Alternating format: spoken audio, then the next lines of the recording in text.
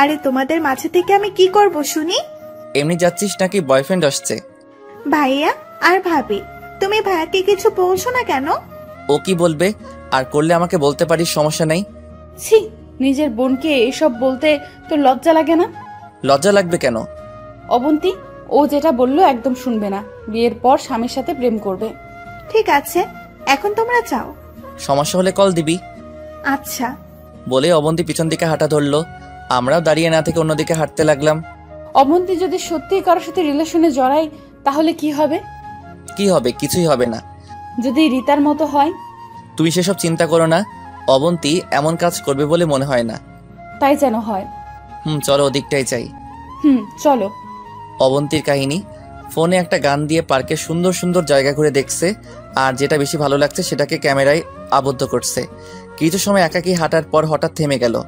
সুন্দর একটা বাচ্চা মেয়ে পার্কে একা কি করছে আর কেনই বা কান্না করছে? অবন্তী সেখানে আর দাঁড়িয়ে না থেকে মেয়েটার কাছে গেল। দেখে মনে হচ্ছে 4 কিংবা 5 বছর বয়স হবে। অবন্তী মেয়েটার পাশে বসলো। বাবু, তোমার নাম কি? পিচ্চি চুপ করে কান্না করছে। তোমার আব্বু আম্মু কোথায়? পিচ্চি অবাক হয়ে তাকিয়ে রইল।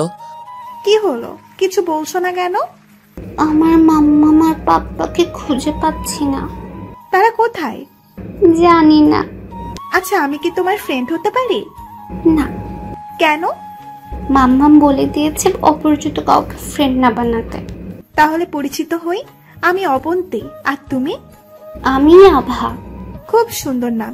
তুমি এখানে কেন? ঘুরতে আসছিলাম, কিন্তু হঠাৎ করে আমি পাপ্পার মাম্মাকে হারিয়ে ফেলি। কখন এসেছো তুমি? অনেক সময়।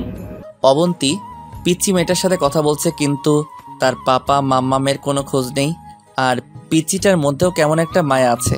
প্রায় সন্ধ্যা হতে চললো, কিন্তু কেউ খুঁজতে আসছে না। কিছু সময় বসে থাকার পর অবন্তী আমাকে কল দিয়ে ওর দিকে যেতে বলল। তাই আমি আর জান্নাত ওর কাছে গিয়ে বললাম, কিরে কি হয়েছে? আর বাচ্চাটাকে?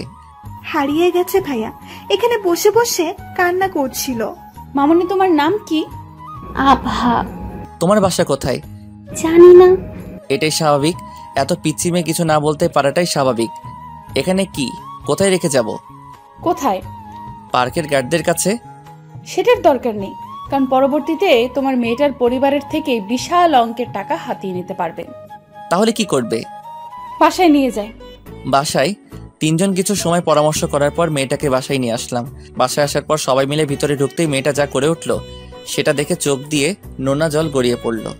সবাই মিলে বাসার ভিতরে আসতেই পিচ্চি মেয়েটা মানে আভা আমাদের থেকে সরে গিয়ে দেয়ালের কাছে গেল। মামনি, ওদিকে যাচ্ছ কেন? মাম্মাম, পাপ্পা, দাদু আর দিদাই। কোথায় তারা? ওই তো। দেয়ালের দিকে দেখিয়ে বলল। কথাটি শোনার পর আমি যেন কোথায় হারিয়ে গেলাম। বুকের মধ্যে অস্থিরতা বিরাজ করতে লাগলো। আর এক মুহূর্ত দাঁড়িয়ে না থেকে দৌড়ে আভার কাছে গেলাম। মামুনি, এরা কি সত্যি তোমার মাম্মাম পাপা? হ্যাঁ আঙ্কল। তোমার কোথাও ভুল হচ্ছে না তো মামুনি? না আঙ্কল, এরাই আমার মাম্মাম পাপ্পা। আভাকে ছেড়ে দিয়ে ফ্লোরে বসে পড়লাম। চোখ দিয়ে কখন জল গড়িয়ে পড়েছে বুঝতেই পারিনি। জান্নাতের দিকে তাকাতেই দেখলাম সে নিজেও কান্না কান্না করছে। মামুনি, আমাকে চিনতে পারছো? না, তবে কোথায় দেখেছি। দেখেছো? কোথায় দেখেছো? জানি না। ঠিক আছে মা, তোমার ভাবতে হবে না। আর তুমি চিন্তা করো না, আমরা তোমাকে তোমার মাম্মা আর পাপার কাছে পৌঁছে দেব। প্রমিস? প্রমিস মা। জানো আন্টি, শুধু আমার মাম্মা আমাকে মা বলে, আর আজকে তুমিও বললে। আমাকে কি ছোট মাম্মাম বলবে? কেন? যদি বলো তাহলে তোমাকে অনেক চকলেট এনে দিব। আমার চকলেট খাওয়া বারণ। কেন মা? মাম্মাম বকা দেবে। আর বলবে না। ঠিক আছে, তাহলে তোমাকে আন্টি বলবো না, এখন ছোট মাম্মাম বলবো। কি ফ্রেন্ড, আমাকে ভুলে গেলে? না ফ্রেন্ড। বাহ, তোমার হাসিটা তো অনেক সুন্দর। দাদুই আমাকে কি বলে জানো? কি বলে মা? আমার হাসি নাকি একদম ছোট পাপ্পার মতো। তাই বুঝি? হ্যাঁ, কিন্তু আমি তাকে কখনো দেখিনি। কথাটা শোনার পরপরই যেন বুকের বাপাসটা ফেটে যেতে লাগলো। নিজের ভাতিজিকে ছোট থেকে আদর করা দূরের কথাটাই বলতে পারিনি। চোখ দিয়ে অনবরত নোনা জল পড়ছে। তাদের মাঝে কি বলবো, সেটাও বুঝতে পারছি না। এ যেন একদম বাকরুদ্ধ হয়ে গেছি। হঠাৎ জান্নাতের কথাই ঘোর কাটলো। কান্না করছো কেন? কান্না না, চোখে কিছু একটা পড়েছে। আমার কাছেও লুকাচ্ছ? কি করব জান্নাত, মনে হচ্ছে আমার অনেক বড় ভুল হয়ে গেছে। ভাইয়া ভাবি তো আমার উপর রাগ করেনি, তাহলে কেন আমি ওনাদের মেয়েকে আদর করতে পারিনি? কেন তাকে কোলে নিয়ে ঘুরতে পারিনি? জান্নাতকে জড়িয়ে নিয়ে বললাম, চিন্তা করো না, এখন তো করার সময় পেয়েছো। না পাইনি। মানে? আবাকে বাসায় দিয়ে আসতে হবে। পাগল হয়েছো তুমি? এখন রওনা দিলে যেতে যেতে রাত 2টা বেজে যাবে। কিন্তু বাসায় চিন্তা করবে। ফোন দাও। সেই নাম্বার কি এখনো মনে থাকে? আজ রাতে আভা এখানেই থাক। কিন্তু বাসায়? এটা ছাড়া কোনো উপায়ও নেই। ভাইয়া, ভাবি ঠিকই বলছে, আজকে অন্তত এই বাসায় থাক, কাল তুমি আর ভাবি গেলেই হবে। ঠিক আছে। তারপর একটু শান্ত হয়ে কথা বলতে লাগলাম। আভাকে কোলে নিয়ে মাথায় হাত বোলাতে লাগলাম। হঠাৎ আভা বলল, আমারও অনেক ক্ষুধা পেয়েছে। তুমি একটু অপেক্ষা করো, আমি তোমার খাবার আনছি। আচ্ছা। জান্নাত কিছু সময়ের মধ্যে সবার জন্য খাবার বেড়ে দিল। এখন খাও। আমি নিজে হাতে খেতে পারি না। আমি আছি তো মা। থাক, আমি পারবো। ভাইয়া তুই পারবি? কেন পারবো না বুঝি? তোকেই ভাবি খাইয়ে দেয় আর তুই আমার পিচ্চি ফ্রেন্ডকে খাওয়াবি? ওই চুপ, আর দেখ আমি পড়ি কিনা। মামুনি হা করো তো। আবাকে একটু একটু খাওয়াতে লাগলাম। খাবার শেষ করার পর, ভাইয়া তুই তো খাইলি না। আমি খাবো না আজ। কেন? কারণ আজ আবা মাকে দেখে আমার পেট অনেক আগেই ভরে গেছে। একটু তো খেয়ে নাও। না, কাউকে কিছু বলতে না দিয়ে আভাকে কোলে নিয়ে রুমে গেলাম। আভাকে খাটে শুয়ে দিয়ে বললাম, মামুনি তুমি ঘুমিয়ে পড়ো। গল্প না বললে আমার ঘুম আসে না। তুমি অপেক্ষা করো, আমি তোমার আন্টিকে ডেকে আনছি। আন্টি না, তিনি আমার ছোট মাম্মা। একদম রাইট। অবন্তী কোথায়? রুমে গেছে, আর একটা কথা বলছে। কি? কাল ওর ফ্রেন্ডের জন্মদিন, তাই সারাদিন সেখানেই থাকবে। বার্থডে তো রাতে পালন করা হয়। সারাদিন ওর অন্য একটা ফ্রেন্ডের বাসা সাজাবে এবং রাতে তাকে সারপ্রাইজ দিবে। তুমি আগে আভাকে ঘুমানোর গল্প বলো। অনেক সময় নিয়ে আভাকে একটা রাজ্যের গল্প শোনাতে লাগলো। জান্নাত, কাল যদি আমরা আভাকে দিতে যাই এবং সেখানে যদি কাল রাত থাকি, তাহলে অবন্তী বাসায় আসবে কি করে? আরে চিন্তা করো না, কাল রাতে সেখানেই থাকবে ওরা। বাসার লোকজন কিছু বলবে না? ওর ফ্রেন্ডের বাবা মা গ্রামের বাড়িতে গেছে। ঠিক আছে, অবন্তীকে ডেকে আনো। হুম। একটু পর জান্নাত অবন্তীকে সাথে নিয়ে আসলো। ভাইয়া কিছু বলবি? শুনলাম তুই বার্থডেতে যাবি। হুম, এই নে টাকা। আমার কাছে আছে, গতকাল ভাবির থেকে নিয়েছিলাম। এত কথা কিন্তু আমার ভালো লাগে না, আর আমি জানি এটা তো কাল লাগবে। ধন্যবাদ। ধন্যবাদ তোকে দিতে হবে বোন, তোর জন্য আমি আমার ভাতিজিকে কাছে পেয়েছি। সব উপরওয়ালার ইচ্ছা। এখন রুমে যা। আচ্ছা।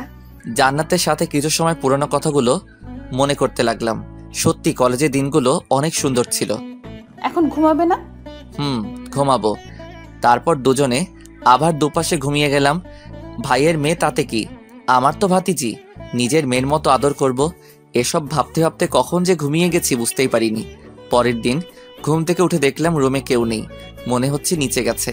বাথরুমে গিয়ে শাওয়ার নিলাম, তারপর রেডি হয়ে নিচে এলাম। নিচে কাউকে দেখতে না পেয়ে বললাম, কোথায় সবাই? Good morning uncle. Good morning মামনি। তুমি রান্নাঘরে কি করছিলে? ছোট মাম্মাম আর ফ্রেন্ডের রান্না দেখছিলাম। ও, জান্নাত রান্না হয়নি? প্রায় হয়ে গেছে। জান্নাতকে আর কিছু বললাম না। আচ্ছা মামনি, তোমার চাচু কেমন? চাচুকে? তোমার ছোট পাপা? বাসার সবাই বলে সে নাকি এত এত ভালো, কিন্তু সে মোটেও ভালো না। কেন? আমার সাথে কখনো দেখা করেনি। শুধু এটুকুই?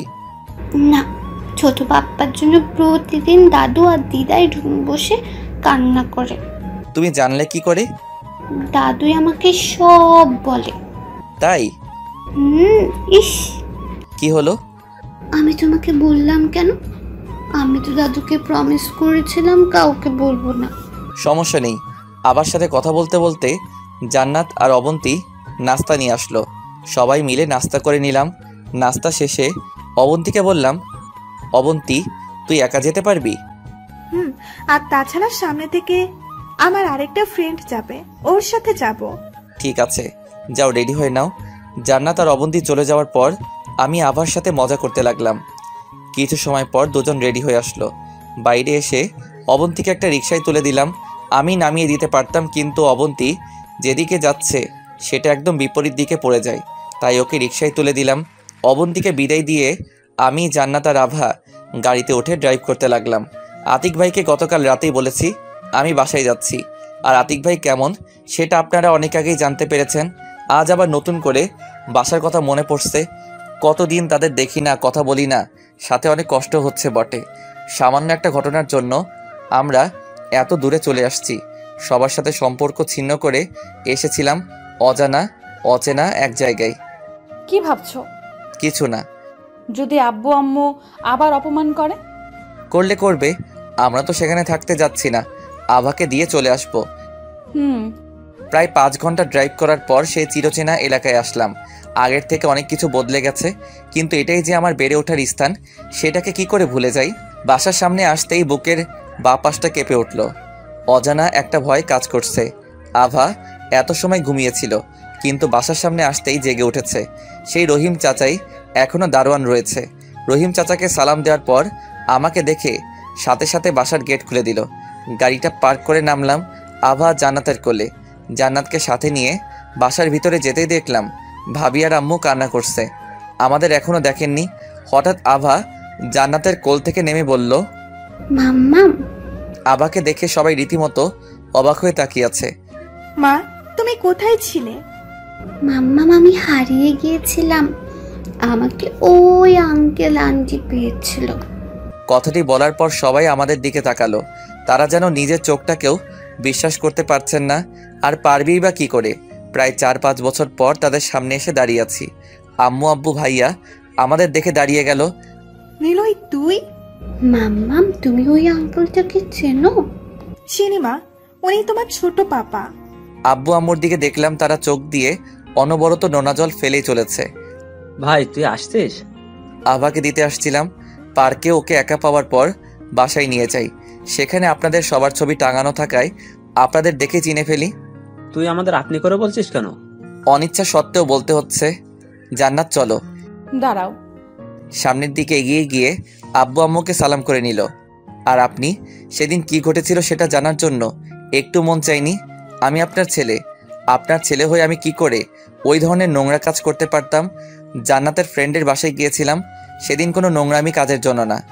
কথাগুলো বলার পর আব্বু আমার দিকে এগিয়ে এসে কষে 2 থাপ্পড় মারল। আমি তোর থেকে সেসব জানতে চেয়েছি। গত কয়েক বছর দূরে থেকে খুব কথা বলতে শিখিয়েছিস, তাই না? তোরা যখন সেদিন বাসায় ওই অবস্থা এসেছিলি তখন আমি কিছুই বলিনি, কিন্তু সেদিন বাসায় আসা গেস্টরা যখন বাজে মন্তব্য করেছিল তখন মাথা ঠিক ছিল না। আর তুই কিভাবে ভাবলি আমি তোকে মারবো? জন্মের পর থেকে তোদের 2 ভাইয়ের গায়ে হাত তোলা তো দূরে থাক, কখনো বকা দিয়েছিলাম? না। যখনই ভেবেছি তোকে আপন করে জড়িয়ে নিব, ঠিক তার আগ মুহূর্তে মানুষের বাজে মন্তব্য শুনে তোকে আপন করে নিতে পারিনি। যখন আমার ভুল বুঝতে পারলাম তখন তুই ছিলি না। কত রাত নির্ঘুম কেটেছে জানিস না। আর জানবি কি করে? আমরা তো কাউকে বলিনি। যখন আভা জন্ম নিল তখন আভাই তোর মতো পুরো বাসাটাকে মাতিয়ে রাখতো, একদম তোর মতোই হাসি খুশি থাকে। আভাকে পাওয়ার পর তোকে আরো বেশি করে মিস করছিলাম। তোর কথা সব আভাকে বলতাম, আর তুই আজ আমাকে আপনি করে বলছিস। কথাগুলো বলে আব্বু সোফার উপর বসে গেল। আম্মু ভাইয়া আর ভাবি আভাকে কোলে নিয়ে আমাদের কাছে এলো। প্লিজ বাবা, আমাদের ক্ষমা করে দে। কি বলছো এসব? হ্যাঁ, আমাদের ভুল হয়ে গেছে, প্লিজ আমাদের মাফ করে দে। যদি চাস তাহলে আমি তোর সামনে মাথা নিচু করছি। আম্মু প্লিজ থামো। আর তোমাদের উপর আমার কোনো রাগ বা অভিমান নেই। তাহলে আর বাসা ছেড়ে বল যাবি না? হ্যাঁ নিলয়, নীল ঠিকই বলেছে। কিন্তু আম্মু, আমাদের সাথে আরেকজন আছে যে এখানে আসতে পারিনি, আর ওকে ছাড়া আমরা এখানে থাকতে পারবো না। আমার সেই ফ্রেন্ড। মাম্মাম জানো, সেই ফ্রেন্ডটা অনেক কিউট। তাই? আমার প্রথমে সে ফ্রেন্ডের সাথেই দেখা হয়েছিল। তারপর আভা অনেক কিছুই বলতে লাগলো। হঠাৎ আম্মু জড়িয়ে ধরে বলল, প্লিজ বাবা, যাস না আমাদের ছেড়ে। কিন্তু অবন্তী? সেও এই বাসায় থাকবে। আব্বুর কথা শোনার পর আর না করলাম না। এছাড়া আর কতদিন আপনজনদের ছেড়ে থাকবো, তাই হ্যাঁ সম্মতি দিলাম। জানিস নিলয়, আজ আমি অনেক খুশি। আর আমি পর হয়ে গেছি। না রে মা, তুই কেন পর হবি? আর তুই আমাদের ক্ষমা করিস, তোদের সাথে অনেক অন্যায় করেছি রে। মেয়ের কাছে বাবা যদি ক্ষমা চায় তাহলে আল্লাহ আমাকে অনেক পাপ দিবে। এখন আর কোনো রাগ অভিমান নেই, আর পরিবারের সাথে রাগ অভিমান করে থেকে কথা বলা বন্ধ করে চলে যাব, সেটা আমি বা জান্নাত না। সবার সাথে আরও কিছু সময় কথা বলে রুমে গেলাম। রুমে গিয়ে অনেক অবাক হলাম। সে আগের মতোই সাজানো গোছানো রয়েছে, মাঝে মাঝেই হয়তো পরিষ্কার করা হয়। রুমে এসে ফ্রেশ হয়ে নিলাম। দুজনে ফ্রেশ হয়ে রুমে বসে আছি। হঠাৎ ভাবি রুমে আসলো। থ্যাঙ্কস নিলয়, তুই যদি না থাকতে তাহলে আমার মেয়েটাকে হয়তো আর খুঁজেই পেতাম না। কান্না করে আর জড়িয়ে ধরে বলল, ভাবি শান্ত হও, আর আমি যেটুকু করেছি তার থেকেও বেশি করেছে আমার বোন। তোর বোন মানে? তোর বড় কোনো বোন আছে নাকি? বড় না, ছোট। বাসায় এসে তো দেখিনি। আব্বু আম্মুর নিজের মেয়ে না। তাহলে? খাবার খেতে খেতে বলি, চল জান্নাত চল। নিচে আসতে দেখলাম সবাই খাবার টেবিলে বসে আছে, আমিও বসলাম। আঙ্কেল, তুমিও আমাদের সাথে থাকবে? আভা, এটা আঙ্কেল না, তোমার ছোট পাপা। কি ছোট পাপ্পা? কিন্তু ছোট পাপ্পা, তুমিও অনেক পচা। তাই কেন শুনি? আমাকে মাত্র একদিন আদর করেছো। এখন থেকে প্রতিদিন করব। প্রমিস? প্রমিস। এখন চুপ করে দুজন খা। দেখো বুড়ি, তুমি আমার আর ছোট পাপ্পার মাঝে কথা বলবে না। এখন বুড়ি, আর এতদিন কি ছিলাম? আমার কিউটি ছেলে। তাহলে বুড়ি হলাম কি করে? এই যে আমাদের মাঝে কথা বলে। আবার কথা শুনে সবাই হাসতে শুরু করলো। খাওয়া দাওয়া শেষ করে সবাই সোফার উপর বসতেই ভাবি বলল, নিলয়, এখন বল কে তোর বোন? নীলের মা, তোমার ছোট ছেলে পাগল হয়ে গেছে, ওকে মেন্টাল হসপিটালে নিতে হবে। না আব্বু, ও ঠিক বলছে। আরে আমার কোনো মেয়ে তো নেই, যা আছে সেটা বলি তুই আর অরিতা। তোমাদের মেয়ে না আম্মু, আমরা ওকে পেয়েছিলাম, সেই থেকেই আমাদের বাসায়। ভালো করে বল। আমরা দুজন একদিন পার্কে ঘুরতে যাই। ঘোরাঘুরি শেষে সন্ধ্যার দিকে কান্নার আওয়াজ পেতেই আমরা দুজন ঘাবড়ে যাই এবং খুঁজতে থাকি। কিছু সময় খোঁজাখুঁজি করে দেখতে পাই একটা মেয়ে কান্না করছে। ওকে জিজ্ঞেস করতেই বলে সে নাকি বাড়ি থেকে পালিয়ে আসছে। কারণ জানতে চাইলে বলে ছোটবেলায় ওর মা মরে যায়, ওর বাবা আর একটা বিয়ে করার পর থেকে ওর সৎমা ওকে নির্যাতন করতে থাকে। একটা কিছু ভুল হলেই শুধু মারতো এবং সেদিন আর খাবার খেতে দিত না। তারপরেও সব সহ্য করে ওই বাসায় থাকতো। কিন্তু যখন একটা নেশাখোর ছেলের সাথে বিয়ে দেওয়ার জন্য ওর সৎমা উঠে পড়ে নামে, তখন ও বিয়ের দিন বাসা থেকে পালিয়ে আসে। সেখান থেকে ওকে আমাদের বাসায় নিয়ে যায়। তারপর থেকেই ও আমাদের বাসায় থাকতো। নিলয় ওকে বোনের স্বীকৃতি দেয় এবং আমি ননদের। তবে ওকে কখনো পর ভাবিনি, সব সময় নিজের বোন হিসাবে কাছে রেখেছি। কখনো কাজের বোঝা ওকে চাপিয়ে দেইনি। যদিও কষ্ট পায়, মেয়েটা জীবনে অনেক কষ্ট পেয়েছে। নতুন করে যেন কষ্ট না পায় তার জন্য ওকে নতুন কলেজে ভর্তি করা হয়। এইভাবে চলছিল। কিন্তু যেদিন আভা মামনি হারিয়ে যায় সেদিন আমরা ওই পার্কে ঘুরতে যাই। আমি আর নিলয় যখন আলাদাভাবে হাঁটছিলাম তখন ও অন্যদিকে যায়। এমন সময় আভাকে পেয়ে আমাদের কল দেয়। আমরা সেখানে গিয়ে দেখি আভা মামনি। কিন্তু তোরা আভাকে চিনলি কি করে? আমাদের চিনতে হয়নি, আমাদের নতুন বাসায় তোমাদের সবার ছবি টানানো ছিল, সেটা দেখেই আভা বলে, আর তারপর আমরা সবাই এখানে। মেয়েটার নাম কি? অবন্তী। কিন্তু সে কোথায়? ওর ফ্রেন্ডদের বার্থডে পালন করতে গেছে। মেয়েটা অনেক ভালো, যার জন্যই আমরা আমাদের নাতনিকে ফিরে পেয়েছি। হ্যাঁ, কিন্তু আব্বু, আমরা এই বাসায় থাকতে পারবো না। কেন? অবন্তীর জন্য। মানে? আম্মু, আমরা অবন্তীকে ছাড়া এই বাসায় থাকতে পারবো না। আমরা ছাড়া পৃথিবীতে ওর বলতে কেউ নেই। অবন্তীও এ বাসায় থাকবে? কিন্তু কি পরিচয় নিয়ে? আমার মেয়ে হবে। কথাটি শুনে আমি আর জান্নাত অনেক অবাক হলাম। সত্যি বলছো আব্বু? মা, সত্যি। থ্যাংক ইউ আব্বু। হয়েছে পাগলি, এবার ছাড়। নিলয়, মামাকে কল দিয়েছিলাম, ওনারা তোদেরকে ওই বাসায় যেতে বলেছে। ভাইয়া, আমরা যেতে পারবো না। কি বলছো এসব? ঠিকই বলছি, আর তুমি চুপ করে থাকবে। ভাইয়া, ওনাদের বলে দিয়েন আমরা ওনাদের সাথে কখনো দেখা করতে পারবো না। এটুকু বলেই জান্নাত উপরে চলে গেল। বাইরে থেকে কথাগুলো বললেও ভিতর থেকে যেন ফেটে যাচ্ছে। চাপা অভিমান জমে আছে এখনো। নিচে সবাই মিলে কিছু সময় কথা বলার পর রুমে আসলাম। রুমে এসেই জান্নাত মুখ ফিরিয়ে শুয়ে আছে। ঘুমিয়ে গেছে কিনা বুঝতেই পারছি না। জান্নাতকে পিছন থেকে জড়িয়ে ধরে শুয়ে বললাম, ঘুমিয়ে গেছো? না, কেন? এমনি। তাহলে ছাড়ো। ছাড়বো না। ছাড়তে বলছি না। ছাড়তে পারি যদি একটা কথা সঠিক উত্তর দাও তাহলে। রেগে আছো কেন? রেগে নেই। তাহলে ওসব কথা বললে কেন? এমনি, এখন ছাড়ো। আমার উত্তর পাইনি, তাই ছাড়বো না। তুমিই বলো, কোনো মা তার মেয়েকে নষ্টা বললে সেই মেয়েটার কেমন লাগে? সেই কথা মনে পড়লে আমি ঠিক থাকতে পারি না, কান্না পায়। আব্বু আম্মুর মতো তোমার আব্বু আম্মুকেও ক্ষমা করে দাও। পারবো না আমি। প্লিজ। না। আমার জন্য হলেও করো। আমি জানি বাবু তুমি এখন ওনাদের ক্ষমা করে দিয়েছো। লাভ ইউ বউ। লাভ ইউ টু পাগল। এখন ছাড়ো। না, ছাড়াবো না। ভালো লাগছে না তো। মিষ্টি দেই? না, এখন লাগবে না। বাট আমার লাগবে। জানাতে ঠোঁটে চুম্বন রেখে দিলাম। এখন ছেড়ে দিলাম, যাও। ধন্যবাদ ডিয়ার বর। এখন ঘুমাই, খুব ক্লান্ত লাগছে। আমিও ঘুমাবো। তো ঘুমাও, বারণ করেছে কে? জড়িয়ে নিয়ে ঘুমাও। সবাই স্ত্রীকে জড়িয়ে ধরে নিয়ে ঘুমায়, আর ওনাকে জড়িয়ে নিয়ে ঘুমাতে হবে। ঢং দেখে আর বাঁচি না। আসো। তারপর দুজনে ঘুমিয়ে গেলাম। ঘুম থেকে উঠে দেখি জান্নাত রুমে নেই। কিছুক্ষণ ওভাবেই চোখ খুলে শুয়ে রইলাম। তারপর আর শুয়ে না থেকে ফ্রেশ হতে গেলাম। বাথরুম থেকে বের হয়ে দেখলাম আবার রুমে আছে। ছোট পাপ্পা, তোমাকে সবাই ডাকছে। কেন? খাওয়ার জন্য। এখনই? কয়টা বাজে দেখো। অনেক বাজে, চলো। আমাকে কোলে নেবে না? নিব তো। আমার মামনিকে কোলে নিব না তো কাকে নিব শুনি? চলো। আবাকে কোলে নিয়ে নিচে আসলাম। কিরে, ঘুম ভাঙলো? কেন, না ভাঙার কথা ছিল নাকি? যেভাবে ঘুমিয়েছিলি আমি ভাবলাম আজ আর উঠবি না। যেভাবে ঘুমাই তোর মতো অলস না। আমি অলস নাকি তুই? অবশ্যই তুই। ওই চুপ, আবার শুরু করছিস তোরা?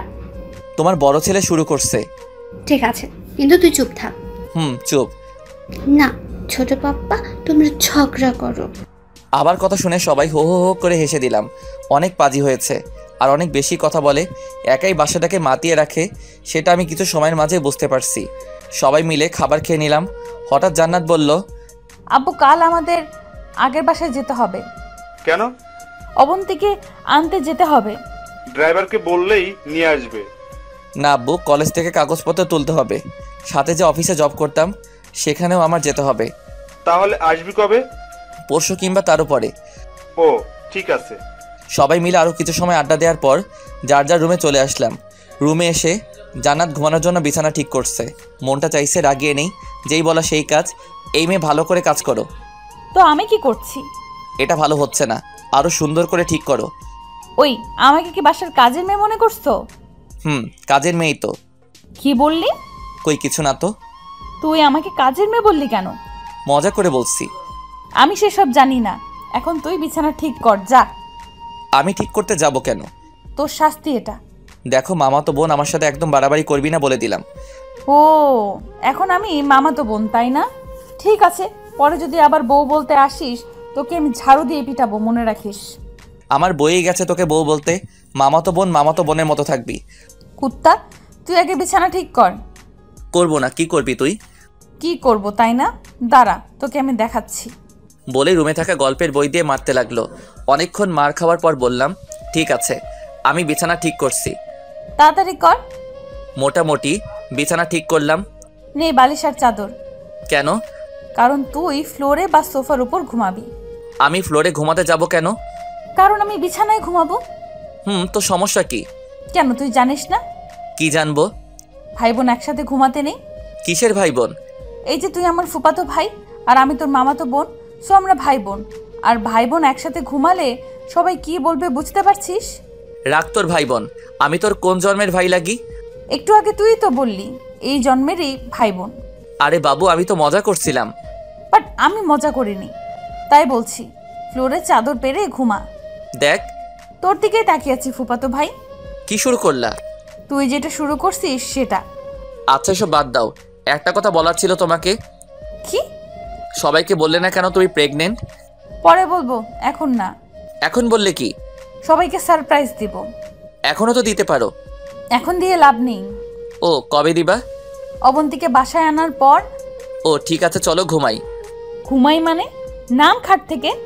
আমি কিন্তু রেগে যাচ্ছি। তো আমি কি করব? বেশি জোরে মারি নাই ভাই।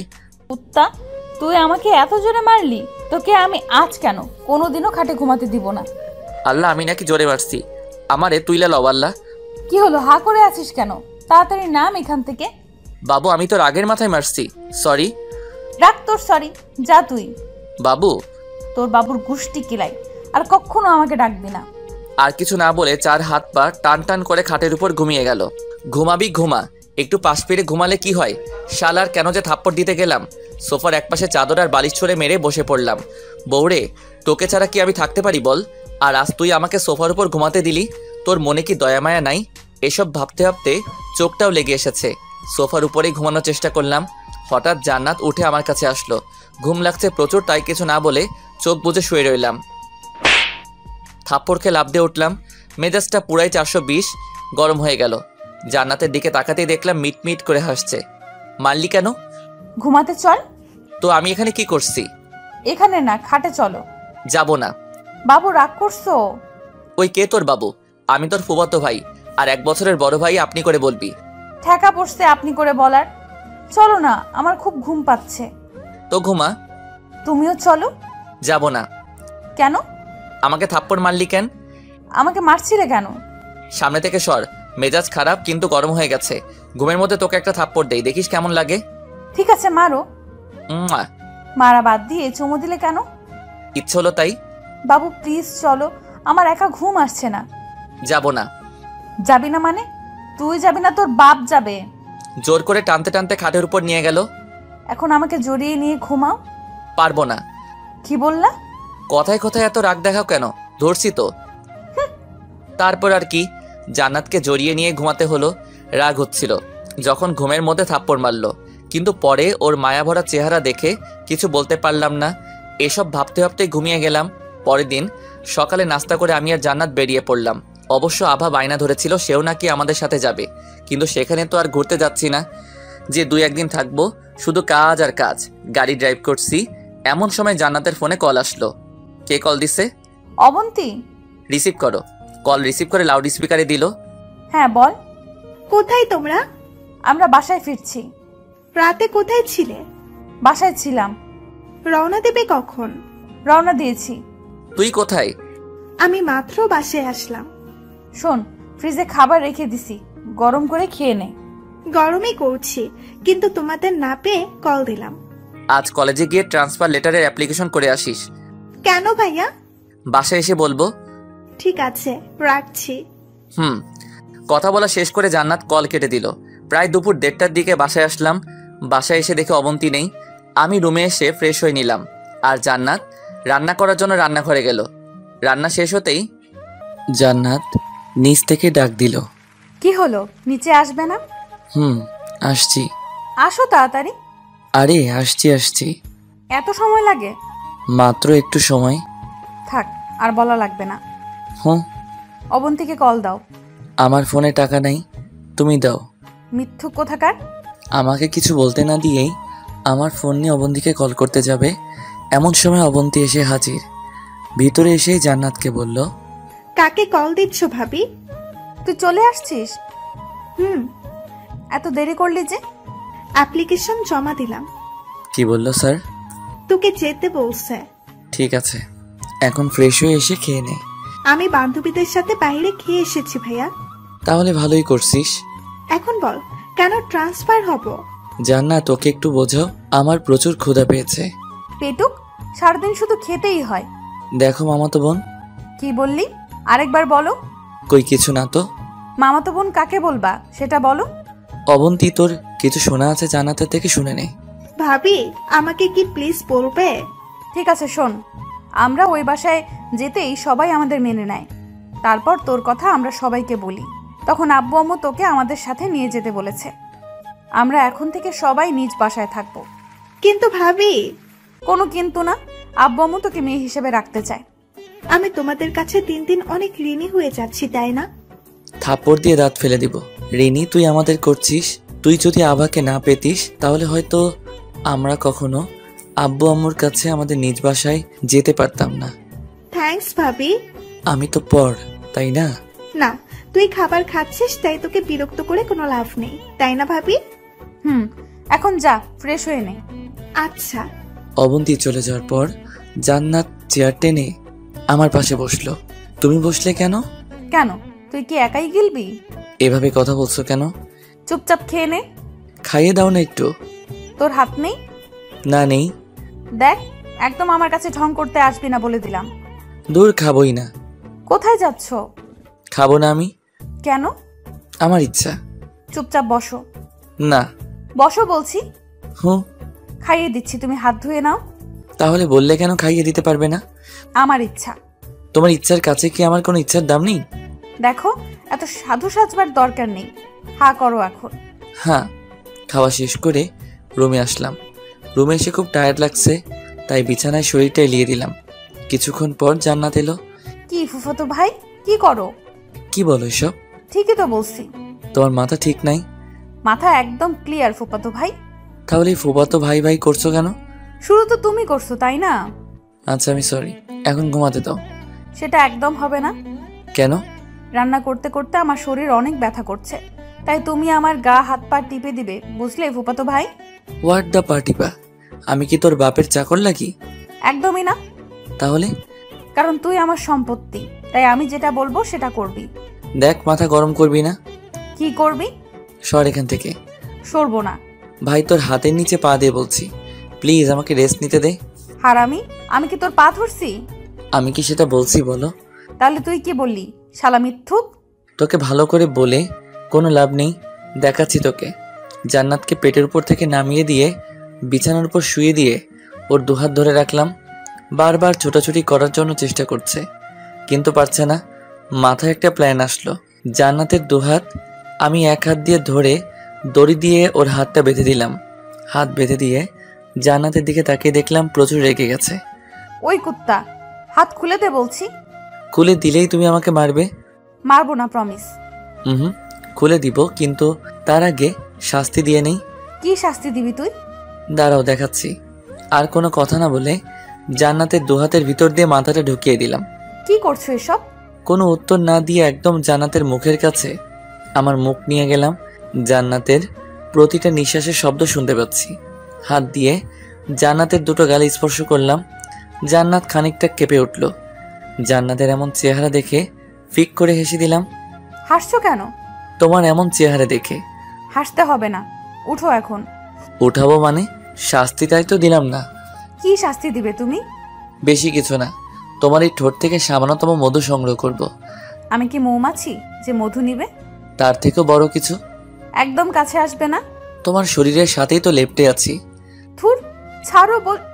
আর কিছু বলার সুযোগ না দিয়েই জান্নাতের ঠোঁট জোড়াকে আমার ঠোঁটের সাথে মিলিয়ে নিলাম। কিছু সময় মধু নেওয়ার পর ছেড়ে দিলাম, কিন্তু কেন জানি আবার খেতে ইচ্ছে করছে, তাই আবারও চুম্বন এঁকে দিলাম।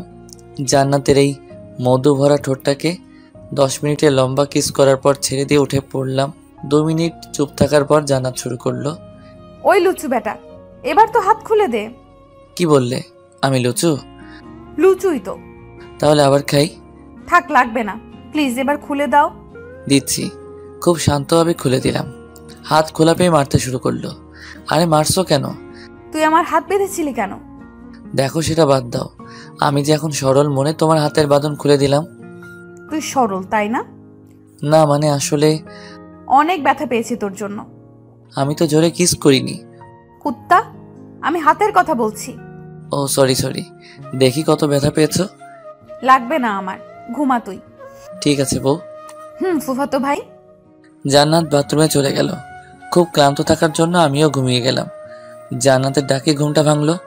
চোখ খোলার পরেই জান্নাতকে দেখে একটা নেশা লেগে গেল। টান দিয়ে বুকের উপর নিলাম। কি করছো? বউকে আদর করছি। এত আদর করতে হবে না, ঘুম থেকে উঠে ফ্রেশ হয়ে খেতে আসো, অনেক রাত হয়ে গেছে। একটু পরে উঠি। না, এখনই উঠবা, উঠো বলছি। উঠে ফ্রেশ হতে গেলাম। ফ্রেশ হওয়া শেষ করে নিচে এসে সবাই মিলে রাতের খাবার খেয়ে সেদিনের মতো ঘুমিয়ে গেলাম। পরের দিন ঘুম থেকে উঠে ফ্রেশ হয়ে নাস্তা টেবিলে আসলাম। Good morning. হা করে আছিস কেন? আপনি কি আমার বর? তো আমি তাহলে কে? যে কখনো ঘুমানোর সময় গুড নাইট বলে না, আজ সেই আমাদের দুজনকে মর্নিং বলছে। অবাক তো হবই, তাই না? এই বাসায় থাকবোই হয়তো আজ আর কাল, তাই একটু নিয়ম নীতি মেনে চলি। ভাইয়া তুই নিয়ম নীতি ফলো করিস? কেন করতে পারি না মনে হয়? পারিস, বাট কি? হাসি পাচ্ছে আমাদের। বেশি হেসো না, পরে দাঁত পড়ে যাবে। চুপ থাকো। চুপ। এখন তুমি আমাকে খাইয়ে দিবে, সাথে তুমিও খাবে। আমার ঠেকা পড়ছে। খাওয়া দিবে না? চুপ, এখানে অবন্তীও আছে। অবন্তী রয়েছে তো কি? আমি পারবো না। আমিও খাবো না। থুর, নাও হা করো। এই তো শোনাবো। তুমিও চলো। কোথায় যাব? অবন্তীর কলেজ থেকে আমার অফিসে। না থাক। কেন? জান্নাতের আজ শেষ দিন, তাই বান্ধবীদের সাথে একটু মজা করবে। আর তুমিও আজ লাস্ট অফিসে যাচ্ছ, সবাইকে সময় দিবা। সেখানে আমি গিয়ে কি করব শুনি? তোমার মাথায় এত বুদ্ধি কোথা থেকে আসে? আসে কোথাও থেকে। দেখি, হা করো। নাস্তা করে জান্নাতকে বলে আমি আর অবন্তী প্রথমে ওর কলেজে গেলাম। কলেজে গিয়ে দুজনে প্রথমে স্যারের রুমে গেলাম। স্যার আসবো? আসো, বসুন। ধন্যবাদ। মিস্টার নিলয়, আপনার বোনের জন্য কি সত্যিই ট্রান্সফার নিতে চাইছেন? জি স্যার। কলেজে কি কোনো সমস্যা হয়েছে? হলে আমাকে বলতে পারেন। না স্যার, তেমন কিছু না। জবের জন্য এতদিন এই শহরে ছিলাম, কিন্তু এখন বাসায় ফিরে যাচ্ছি। ও, তাহলে ঠিক আছে। আপনি আগামীকাল ট্রান্সফার লেটার পেয়ে যাবেন। স্যার আজ দেওয়া যাবে না? সেটার জন্য দুঃখিত, তবে আগামীকাল ইনশাল্লাহ পেয়ে যাবেন। ঠিক আছে, এখন আসি স্যার। হুম। স্যারের রুম থেকে বের হয়ে অবন্তীকে বললাম, তুই আজ কলেজে থাক। তবে ভাইয়া বাসায় যেতে একটু লেট হবে। সমস্যা নেই, আর এই নে। এইটা লাগবে না, আমার কাছেই আছে। সাবধানে যেও ভাইয়া। তুই সাবধানে বাসায় যাস।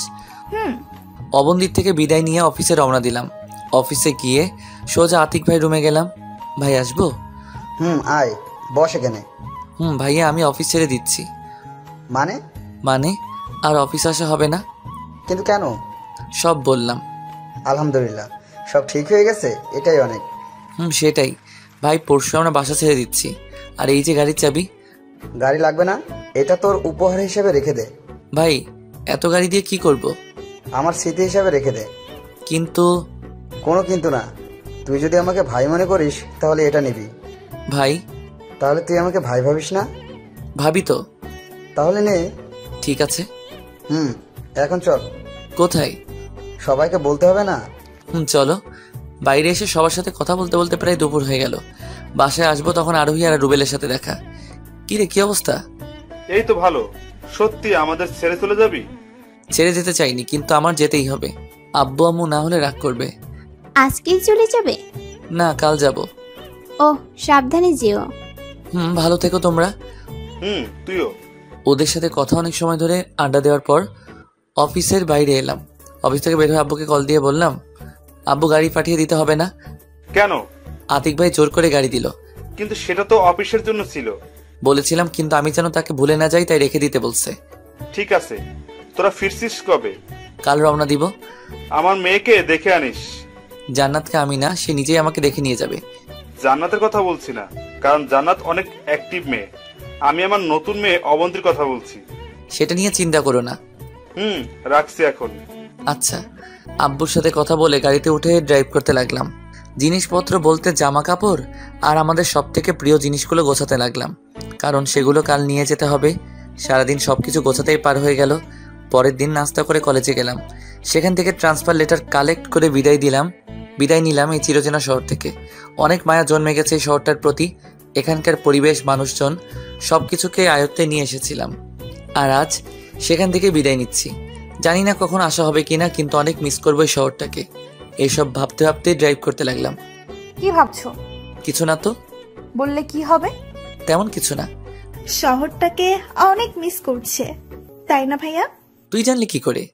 কারণ আমিও অনেক মিস করছি। এই শহর থেকেই ফেরেশতার মতো ভাই পেয়েছি বন্ধুর মতো ভাবি পেয়েছি, নিজের ইচ্ছা মতো চলার সুযোগ সুবিধা। তাকে সব বাদ দে। ঠিক আছে। আমরা একটা ভুল করে ফেলেছি। কি? কিছুই না। পাগলি কোথাকার। তুমি পাগল। আমি পাগল আর তুমি পাগলি? শুরু হলো ঝগড়া, তবে এটা ভালোবাসার ঝগড়া। এভাবে কথা বলতে বলতে বাসায় চলে এলাম, কিন্তু বাসাটাকে দেখে অনেক আশ্চর্য হলাম, কারণ বাসাটা অনেক সুন্দর করে সাজানো হয়েছে। যে কেউ দেখে বলতে পারবে এখানে কোনো অনুষ্ঠান হবে। জান্নাত, বাসা এত সুন্দর করে সাজানো কেন? কোনো পার্টি আছে হয়তো। কিসের জন্য? আমরা আসছি তাই? জি না পাগল, তাহলে? আভা মামুনির বার্থডে। তুমি জানলে কি করে? আমি কিভাবে জানবো? তাহলে বললে কেন? আইডিয়া থেকে বললাম। ও, নামো, অবন্তী আয় আমার সাথে। দুজন নামার পর গাড়িটা পার্ক করে নিলাম। পার্ক করার সময়ের মধ্যেই জান্নাত আর অবন্তী বাসার ভিতরে চলে গেল। আমিও আর বাইরে না থেকে ভিতরে গেলাম। ভিতরে আসতেই দেখলাম জান্নাত অবন্তীকে সবার সাথে পরিচয় করিয়ে দিচ্ছে। লক্ষ্মী একটা মেয়ে। ধন্যবাদ অবন্তী তোমাকে। কেন? আভাকে ফিরে পাওয়ার জন্য। ধন্যবাদ দেওয়ার কি আছে, নিজের ভাতিজিকেই তো পেয়েছে, তাই না? না মানে আঙ্কেল। খবরদার আঙ্কেল বলবি না, আব্বু বলে রাখবি, কারণ তুই আমার একমাত্র মেয়ে। এখন আমরা পর হয়ে গেছি তাই না? পর হবে কেন, তোমরাও আমার মেয়ে। থাক আব্বু, আর বলতে হবে না। নীলের মা, তোমার মেয়ের জন্য খাবার নিয়ে আসো জলদি। ঠিক আছে। রান্নাঘর থেকে আম্মু খাবার নিয়ে আসলো। আমি শুধু দূরে থেকে দেখতে লাগলাম। অবন্তী এখানে বস। হুম। নে এখন হা কর। অবন্তীকে আম্মু খাইয়ে দিতে লাগলো, আর সবাই ওকে চারপাশ থেকে ঘিরে নানান কথা বলছে। হঠাৎ অবন্তীর কান্না দেখে সবাই অবাক হয়ে গেল। কিরে মা, কান্না করছিস কেন? অনেকদিন পর এমন আদর পাচ্ছি। আম্মু মারা যাওয়ার পর থেকে শুধুমাত্র অবহেলা পেয়েছি শুধু কষ্ট। তোকে বলছি না ওসব কথা কখনো বলবি না। আহ বোমা, আমরা এখানে আছি তো, তাই না? সরি আব্বু। দেখ মা, সেসব তোর জীবনের অতীত ছিল, আর অতীতকে ভুলে যে ভালো থাকতে পারে সেই প্রকৃত সুখে থাকতে পারে। আর কান্না করিস না, খাবারটুকু খেয়ে নে। হুম। জানো ফ্রেন্ড, ওই বাসাটা কেন সাজানো হয়েছে? আভা, এ তোমার ফুপু হয়, এখন থেকে আন্টি করে বলবা। কিন্তু আমরা বন্ধুত্ব করেছিলে, বাট এখন ভাবি সময় হলে ঠিক হয়ে যাবে। আভার যেটা ইচ্ছে সেইটা বলুক। ঠিক আছে। কিছু সময় কথা বলার পর জান্নাত বলল, আব্বু আজকে অফিসের কোনো পার্টি আছে? না তো। তাহলে কি আভার জন্মদিন? না তো। এসব কেন বলছিস বলতো? বাসাকে এত সুন্দর করে সাজানো হয়েছে তাই বলছি। এটা তো অবন্তীর জন্য সাজানো হয়েছে। মানে? কারণ আব্বু আম্মু তাদের মেয়েকে খুঁজে পেয়েছে তাই, আর তোদের দুজনের জন্য। কথাটি শুনতেই জান্নাত আর অবন্তীর মুখে হাসি ফুটে উঠল। আমি নিজেও এক চিলতে হেসে দিলাম। কি অবন্তিমা, খুশি তো? অনেক বেশি খুশি আব্বু। সবার কথা বলা দেখে নিজে নিজেই হাসছি। অজানা একটা মেয়েকে কত সহজে আপন করে নিল। এতদিন দূর থেকে আব্বু আম্মুকে না জানি মনের অজান্তেই কষ্ট দিয়ে ফেলছি। সরি আব্বু আম্মু, নিজেই মনের ভিতর কথাগুলো বলছি। হঠাৎ কারো ডাকে বাস্তবতায় ফিরলাম। তুমি এখানে দাঁড়িয়ে আছো কেন? না মানে এমনি। এদিকে আসো। সবাই মিলে কিছু সময় গল্প করার পর যার যার মতো রুমে চলে গেল। আমি আর জান্নাত একসাথে রুমে আসলাম। আজ অনেক হ্যাপি লাগছে। কেন? সবকিছু ঠিক হয়ে গেছে। থাকো, ফ্রেশ হয়ে আসি। আমিও যাব, চলো। আমি যাই, তারপর তুমি যেও। না, একসাথে যাব। দূর, আমি যাব না। তুমি যাবে? যাব না। সত্যি যাবে না? না। চল বলছি। মারছো কেন? চলো তাহলে। টানতে টানতে বাথরুমে নিয়ে গেল। দিন দিন এত আনরোমান্টিক হয়ে যাচ্ছ কেন? আমি আনরোমান্টিক? তাহলে রোমান্টিকতা দেখাই। এখন ফ্রেশ হয়ে নাও। তোমার চোখগুলো তো খুব সুন্দর হয়েছে। আগে ছিল না বুঝি? ছিল, কিন্তু দেখতে দাও নাই। সরো, আর দেখা লাগবে না। কেন? তুমি নিজেই তো রোমান্টিক না। তাই এদিকে আসো। বলো। বলবো না, এখন করব। মেয়ে হয়েও করতে পারে। চুপ হারামি, আমি ওটা করার কথা বলছি নাকি? তাহলে কি বলছো? জান্নাত কিছু না বলে ভালোবাসার পরশে ডুবে গেলাম। বিকেলবেলা আমি আর আভা ছাদে বসে আছি। হঠাৎ অবন্তী ছাদে আসলো। কি রে, তুই এখানে কেন? আব্বু আম্মু এখানে পাঠিয়ে দিয়ে তোকে নিচে যেতে বললো। তুই এখানে থেকে কি করবি? আভা মামনি তো আছে তাই না? মানটি। ঠিক আছে, তোরা থাক, আমি যাই। সেখানে আর না থেকে নিচে এলাম। নিচে আসতে দেখলাম সবাই কাজ করছে। ওই তুই সাথে কি করছিলি? বসেছিলাম। এখন কাজ কর। আমি কাজ করব কেন? আজ বাসায় একটা অনুষ্ঠান ভুলে গেছিস? তো তোমার স্বামীকে বলো। আমি এখানে কাজ করছি, তুইও লেগে পড়ে যা। আমিও তোর সাথে কাজ করি। ওকে, সাহায্য করা লাগবে না, সে নিজেই পারবে। তোর কাজ তুই কর। ভাবি দুজন একসাথে কাজ করলে তাড়াতাড়ি হবে আর অনেক সুন্দর হবে। সেটা আমি বুঝবো, তুই আলাদা কাজ কর। দেখ অরিতা, তুই যদি আর একবার বারণ করিস তাহলে তোর গোপন কথা ফাঁস করব। ভাবির কানের কাছে গিয়ে বললাম। কি কি কি বলবি তুই? বেশি কিছু না, কলেজে আমার সাথে মাঝে মাঝে আমার সাথে যেটা শেয়ার করতি সেটা। থাক ভাই, তোর বলতে হবে না। তুই আর তোর ভাই একসাথে কাজ কর।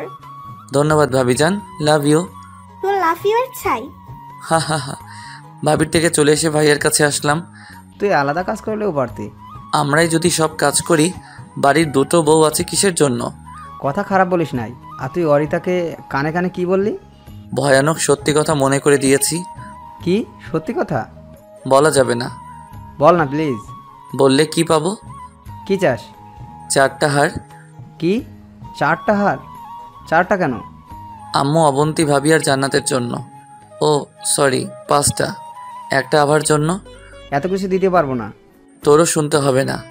কি এমন সত্যি কথা যার জন্য এত কিছু? অনেক বড় সত্যি কথা। ঠিক আছে, আমি এসব দিতে রাজি। আমি জানতাম ভাইয়া রাজি হয়ে যাবে, কারণ কোনো কিছুই যদি গম্ভীরভাবে ভাইয়াকে বলতে চাই তাহলে যে কোনো কিছুর মূল্যে সেটা জানবেই। কিরে, কথা বলছিস না কেন? হ্যাঁ, কবে দিবি? সময় হলে পাবি, এখন বল। একদম না, তুই দিবি তারপর। আমি দিব তো। আমিও বলবো, এখন কাজ কর। হুম। ভাইয়া, বাসায় কারা আসবে? শুধু মামা মামি আর 2-1টা আত্মীয়। জান্নাত জানে? তুই পাগল নাকি? ওকে বললে পুরো বাসা মাথায় তুলে নিবে। হুম। এখন কথা বলা বাদ দিয়ে কাজ কর, না হলে ওরা দুজন মারতে পারে। কি, তুই ভাবির হাতে মার খাস? মার খেতে যাব কেন? তাহলে বললি কেন? আমি তো তোর কথা বললাম। বুঝি বুঝি, শুধু কি থাপ্পড় দে ভাইয়া? আরে না, আমাকে কিছুই বলে না। ওহো, তার মানে আরো অনেক কিছুই করে। মাঝে মাঝে মারামারি লাগলে কষে কয়েকটা থাপ্পড় মারি, কিন্তু যখন মাথা ঠান্ডা হয় তখন ওর কাছে ক্ষমা চাইতে গেলে উল্টা থাপ্পড় খেতে হয়। হি হি, তুইও খাস তাহলে? চুপ থাক, তোর মতো না, বিয়ের আগে থেকেই খেয়ে আসছি। ওটা মার না ভাইয়া, ওটাকে ভালোবাসা বলে। জানা আছে কি ভালোবাসা। কিসের ভালোবাসা? ভাবির কথা শুনে আমরা দুজন চুপ হয়ে গেলাম। এত সুন্দর কাজ বাদ দিয়ে কথা বলছিলাম, আর এমন সময় এসে কথা বলার 13টা বাজিয়ে দিল। দূর। কি হলো, বলছো না কেন? তেমন কিছু না, ভাইয়া তোমাকে কতটা ভালোবাসে সেটাই বলছিল। তা কেমন ভালোবাসো আমাকে? তোর পছন্দের জিনিসটার মতো। ও, বলে চলে গেল। ভাইয়া ভাবির পছন্দের জিনিস কিরে? তুই সিগারেট কথা যেদিন বলবি আমিও সেই দিন বলবো। ওকে। দুজন মিলে কাজ করতে লাগলাম। সন্ধ্যার দিকে কাজ শেষ হলো। রুমে গিয়ে ফ্রেশ হয়ে নিলাম। সোফার উপর ফোন টিপছি, তখন কোথা থেকে যেন জান্নাত এসে ফোনটা কেড়ে নিল। কি ব্যাপার, ফোন নিলে কেন? এত ফোন টিপতে নেই। ভালো। ভাবছি আজ সবাইকে বলবো। কি বলবে? আমি প্রেগনেন্ট। এত লজ্জা? কাছে আসো দেখি, তোমার কত লজ্জা। অনেকটা ঘেমে গেছো। একটু। ঠিক আছে মামাতো বোন। আবার মামাতো বোন? মজা করছিলাম জানো। আর বলবা না। কেন? আমার শুনতে ভালো লাগে না। ঠিক আছে, বলবো না। এখন ফ্রেশ হয়ে আসো, তারপর রেডি হয়ে নিচে যাই। হুম। কিছু সময় পর জান্নাত ফ্রেশ হয়ে রুমে আসলো। দেখো তো কি পরবো। শাড়ি পরো। ঠিক আছে। শাড়ি পরা প্রায় শেষ, তখন আবার ডাকলো। আবার কি হলো? শাড়ির কুচি ঠিক করতে হবে। নিচে পারো না? না, পারিনি। ঢঙ্গি কোথাকার, এদিকে আসো। শাড়ির কুচি ঠিক করার পর নাও, এটাকে ভিতরে ঢুকিয়ে নাও। তুমি দিয়ে দাও। আজ আবার এত ভালোবাসা কোথা থেকে আসলো শুনি? এত কথা বলো কেন, ভেতরে দিয়ে দাও। কুচিটা জানাতে শাড়ির ভিতরে দিতেই কেঁপে উঠে আমাকে জড়িয়ে ধরলো। জড়িয়ে ধরে থাকলে দিব কি করে? ওইভাবেই দাও। ছাড়ো আমায়। জড়িয়ে ধরা অবস্থাতেই জান্নাতকে কুচি দিয়ে দিলাম। জান্নাতকে ছাড়িয়ে নিয়ে বললাম, হয়ে গেছে। তুমি রেডি হও। আমি তো রেডি হয়ে আছি। ছি, এটা পরবে? হুম। একদম পাগল লাগবে। পাঞ্জাবি পরো। কোনটা পরবো? দাঁড়াও। আলমারি থেকে পাঞ্জাবি খুঁজতে লাগলো। প্রায় 10 মিনিট পর একটা হলুদ কালারের পাঞ্জাবি বের করে নিয়ে আসলো। এটা পরো। পরিয়ে দাও। ঢং, আসো। ড্রেস পরে আমি আর জান্নাত নিচে আসলাম। আগে থেকেই সবাই ছিল, এখন আমরা আসলাম। বাইরের মানুষদের বলা হয়নি ছোট ফুপু আসছে। কখন আসলে ছোট আন্টি? সেসব বাদ দে, কেমন আছিস? ভালো আছি। চেহারার দিকে একটু নজর দিয়েছিস? একদম শুকিয়ে গেছিস। এখন তোমরাই যত্ন করো, তাহলে আবার আগের মতো হয়ে যাব। তুমি একাই আসছো? না, মাহিয়াও আসছে। কোথায় ও? তোর নতুন ফোনের কাছে। ও জান্নাত, এদিকে আসো। বলো। তারপর সবাই মিলে কথা বলতে লাগলাম। উপর থেকে অবন্তীও নিচে চলে আসছে। ছোটোখাটো একটা পার্টি ছিল কেক কাটার, সেটার জন্য সবাই প্রস্তুত হচ্ছে। এমন সময় মামা আমি আসলো। ওনাদের দেখার পর সালাম দিলাম, কিন্তু জান্নাত কিছু বলছে না। কেমন আছিস মা? কথা বলছো না কেন? জান্নাত কিছু না বলে আমাকে ডাক দেখিয়ে উপরে চলে গেল। বুঝতে পারছি মামা মামি অনেক কষ্ট পেয়েছে। মামি তো কান্নাই করে দিল। পরক্ষণে স্বাভাবিক হয়ে মামা বলল, দুলাভাই, মনে হচ্ছে মেয়েটা আমাদের আশাতে খুশি হয়নি, তাই হয়তো মন খারাপ করে উপরে চলে গেল। আর আমাদের আসার কথা ছিল, এসেছি, এখন বরং চলে যাই। আপনি যাবেন না বাবা? কিন্তু নিলয়। আমি উপরে যাচ্ছি, আর আপনারা এখানেই সবার সাথে কথা বলুন। সেখানে আর এক মুহূর্ত অপেক্ষা না করে সোজা রুমে চলে আসলাম। জান্নাত বিছানার উপর বসে কিছু একটা ভাবছে। এসবের মানে কি জান্নাত? কি মানে? তুই চলে আসলে কেন? যারা আমাকে নষ্ট উপাধি দিয়েছে তার সাথে কি আমি ভালো ব্যবহার করব? তোমার ইচ্ছে, তুমি ওনাদের দলে গিয়ে আমাকে নষ্ট বলতে পারো। মাথাটা একদম গরম হয়েছিল, তাই অনেক জোরেই মারলাম। থাপ্পড় খেয়ে জোর সামলাতে না পেরে বিছানার উপর পড়ে গেল। গালে হাত দিয়ে করুণভাবে তাকিয়ে আছে। কি ভাবিস নিজেকে? অনেক বড়? আরে ওনারা তোর বাবা মা। তোর বাবা মা তো শুধুমাত্র রাগের মাথায় কিছু কথা বলছিল। আর আমার আব্বু আম্মু যারা আমাকে কখনো মারেনি, তারা আমাকে মেরে বাসা থেকে বের করে দেয়। কিন্তু তারপরেও সবার সাথে আমি ক্ষমা করে দিয়ে আছি। আর তুই কিনা নিজেই নিজেকে অপবাদ দিচ্ছিস। কথাগুলো বলে জান্নাতের দিকে তাকাতেই চোখের কোণে জল চলে আসলো। থাপ্পড় খুব জোরের কারণে ঠোঁট কেটে গেছে।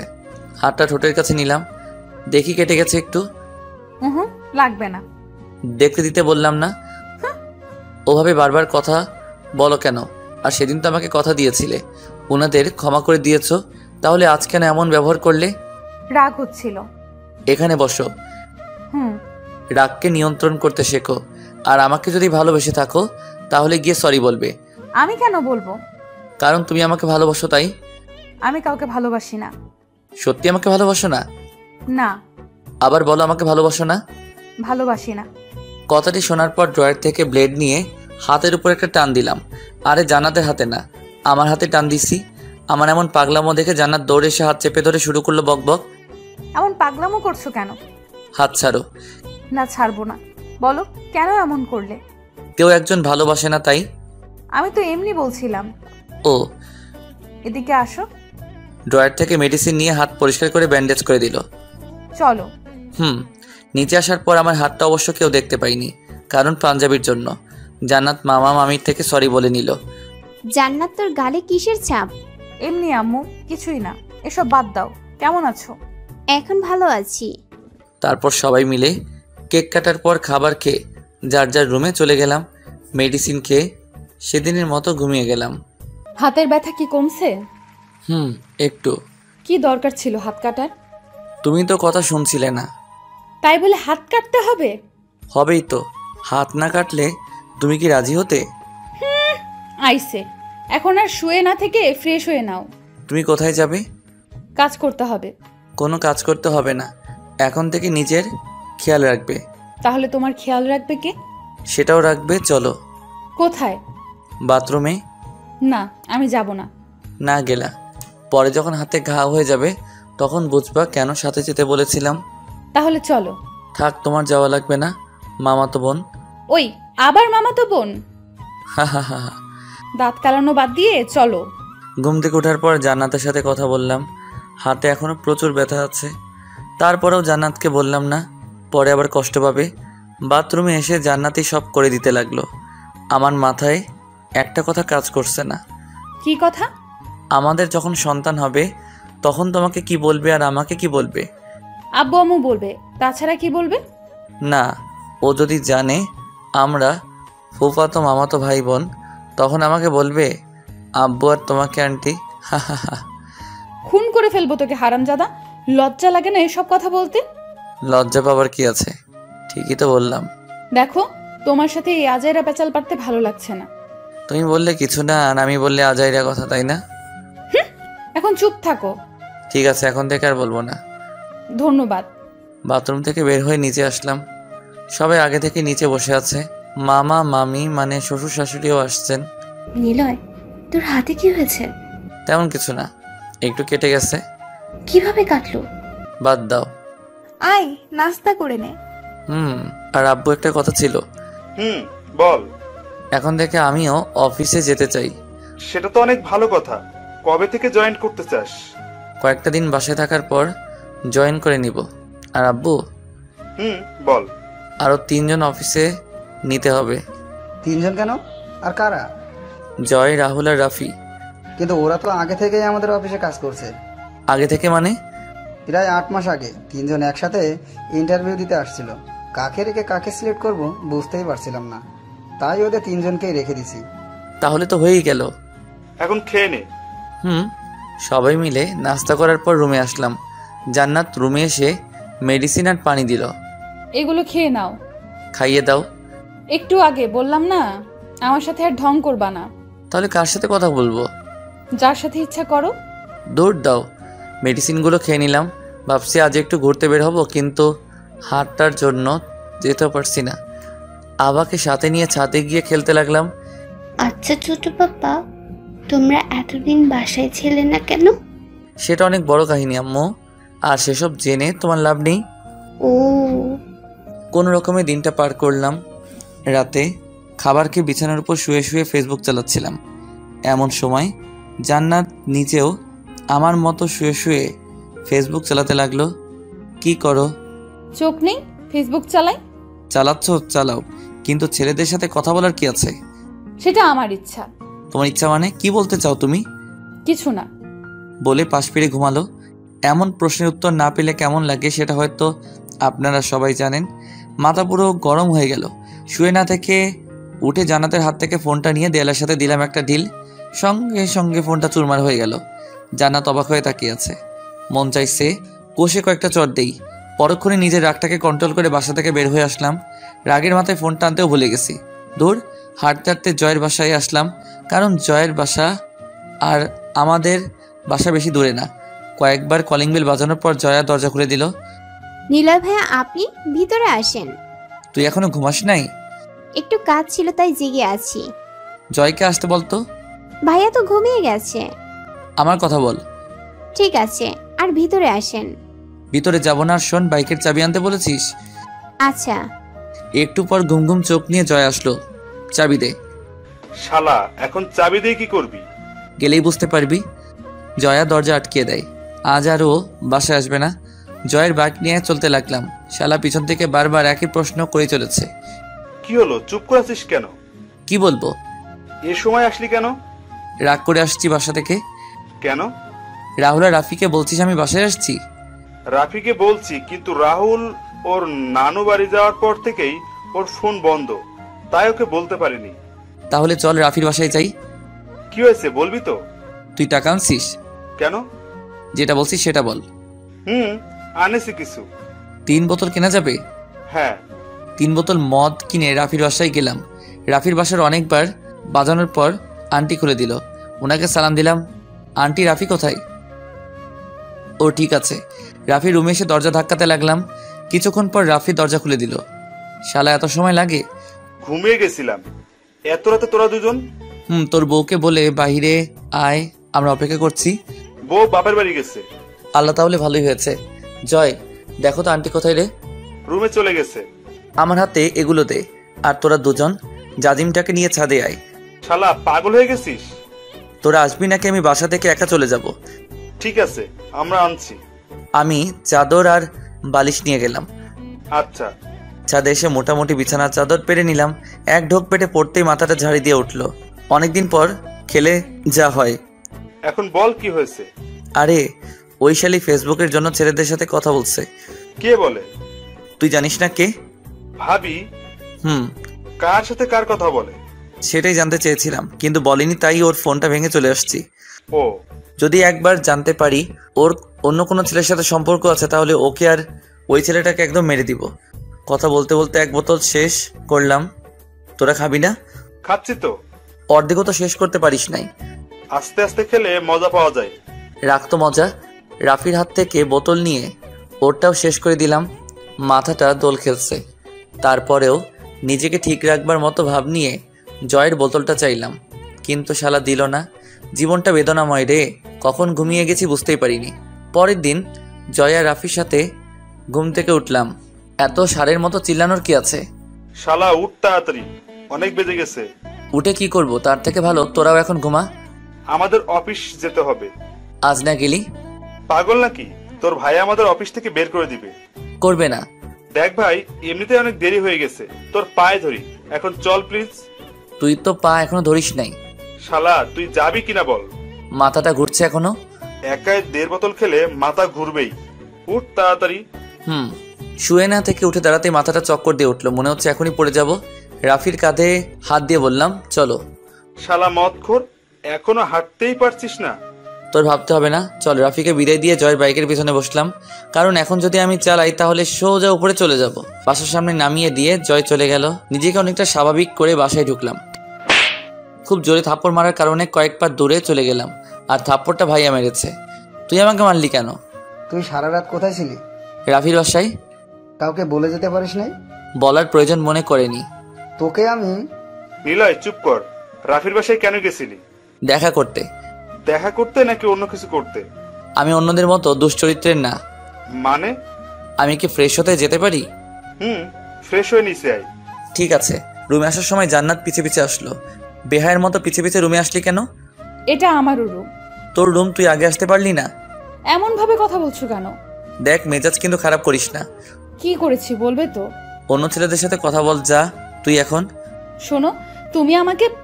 তোকে আমি কিছুই না, সর তুই। কথাটা তো শোনো। তুই আর একটা কথা বললে এখনই তোকে গলা টিপে মেরে ফেলবো। তুই যা এখান থেকে। জান্নাতকে ধাক্কা দিয়ে বাথরুমে গেলাম। বাথরুম থেকে বের হয়ে আসতে লাগলাম। জান্নাত সোফার উপর বসে কান্না করছে। মন চাইছে ইচ্ছে মতো পিটাই। রাগকে কন্ট্রোল করে নিচে নাস্তা করার জন্য আসলাম। জান্নাত কোথায়? উপরে। ও আসলো না? না। কেন? সেটা ওর থেকে জেনে নিও। আম্মু নাস্তা দাও। ওকে প্রেগন্যান্ট টাইমে কেন কষ্ট দিচ্ছিস? আব্বু, আমি এটা নিয়ে কথা বলতে চাই না, আর আগামীকাল থেকে অফিসে জয়েন করব। ঠিক আছে, আর আজ অবন্তীকে কলেজে ভর্তি করিয়ে দিয়াই। ঠিক আছে। আভা, ছোট মাম্মামকে ডেকে আনো তো। ওকে। কিছুক্ষণ পর জান্নাত এলো। ওকে দেখেই মাথায় রাগ উঠে গেল। কি না করেছে ওর জন্য, আর এখনো কি করছে ভাবছেন আমি না দেখেই এমন করছি কেন, তাই না? আমি ওর ফোনের স্ক্রিনে তাকিয়ে দেখছিলাম একটা পিচি ছেলের ছবি লাগানো আইডি, তবে নামটা মনে নেই। নাস্তা করার পর রেডি হয়ে অবন্তীকে নিয়ে কলেজে গেলাম। ভাইয়া, তোর আর ভাবির মধ্যে কি হয়েছে? কিছু না। তাহলে তুই গত রাতে বাসা থেকে চলে গিয়েছিলি কেন? বন্ধুদের সাথে আড্ডা দিতে। ও। তারপর অবন্তীকে ভর্তি করিয়ে বাসায় চলে আসলাম। এখন আর জান্নাতের সাথে তেমন কথা বলি না। জান্নাত কিছু বললেও সেটার উত্তর মাঝে মাঝে দেই না। তবে জান্নাতের দিকে তাকালে অনেক কষ্ট হয়, কান্না পায়। হয়তো রাতে ঠিক মতো আর ঘুমাই না, চোখের নিচে কালো দাগ পড়ে গেছে। ঠিক মতো নিজের যত্ন নেও না, যার জন্য অনেক রাগ হয়, কারণ ওর পেটেই যে আমার সন্তান বড় হচ্ছে। যখন বকা দেয় তখন নিজের একটু যত্ন নেয়। সেদিনের পর থেকে অফিসে জয়েন করেছি। রাহুল অফিসে আসা শুরু করেছে, কিন্তু সেদিনের পর থেকে আর ফেসবুকে ঢোকা হয় না। মনটাই নষ্ট হয়ে গেছে। আজকাল ফেসবুকে ঢুকতে মন চাইছে, তাই রাতের খাবার খেয়ে রুমে এসে সোফার উপর বসতে জানাতে এলো। তুমি এমন করছো কেন আমার সাথে? তুই যাবি এখান থেকে? আমার কথাটা শোনো প্লিজ। যা এখান থেকে। জান্নাত কিছু না বলে গালে হাত দিয়ে বিছানায় গিয়ে শুয়ে পড়ল। দীর্ঘশ্বাস ফেলে একটু শান্ত হলাম। সোফার উপর থেকে ফোনটা হাতে নিয়ে ফেসবুকে ঢুকলাম। ফেসবুকে ঢুকতেই বেশ অবাক হলাম, কারণ এটা আমার আইডি না। প্রোফাইলে ঢুকতে দেখলাম জান্নাতের আইডি। কুত্তি, তোর ফোন দিয়ে কথা বলবি বল, আবার আমার ফোন দিতে কথা বলা লাগবে কেন? হঠাৎ করেই ওর মেসেজিং চেক করার কথা মাথায় এলো। যেই ভাবা সেই কাজ। মেসেজ অপশনে গেলাম।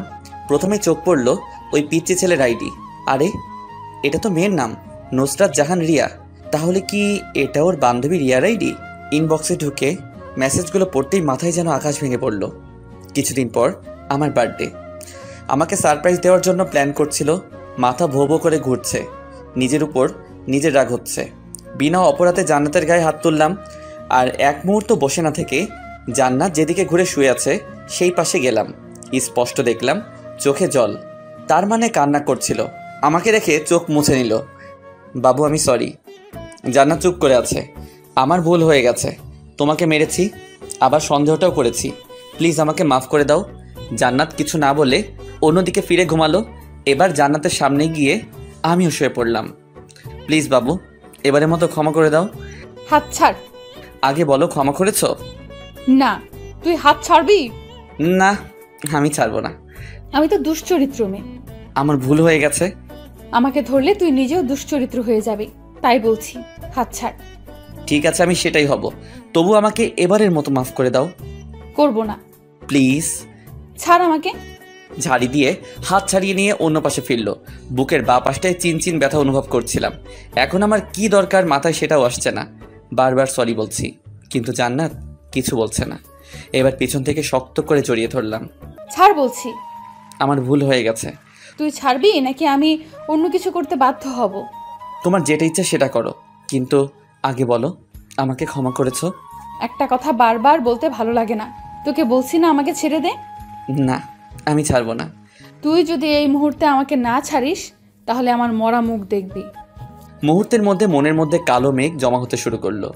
আমি কি আসলে অনেক বড় কোনো ভুল করে ফেলছি, যার জন্য এমন কথা বলতে জান্নাতের মুখ একবারও কাঁপলো না? জান্নাতকে ছেড়ে দিয়ে উঠে দাঁড়ালাম।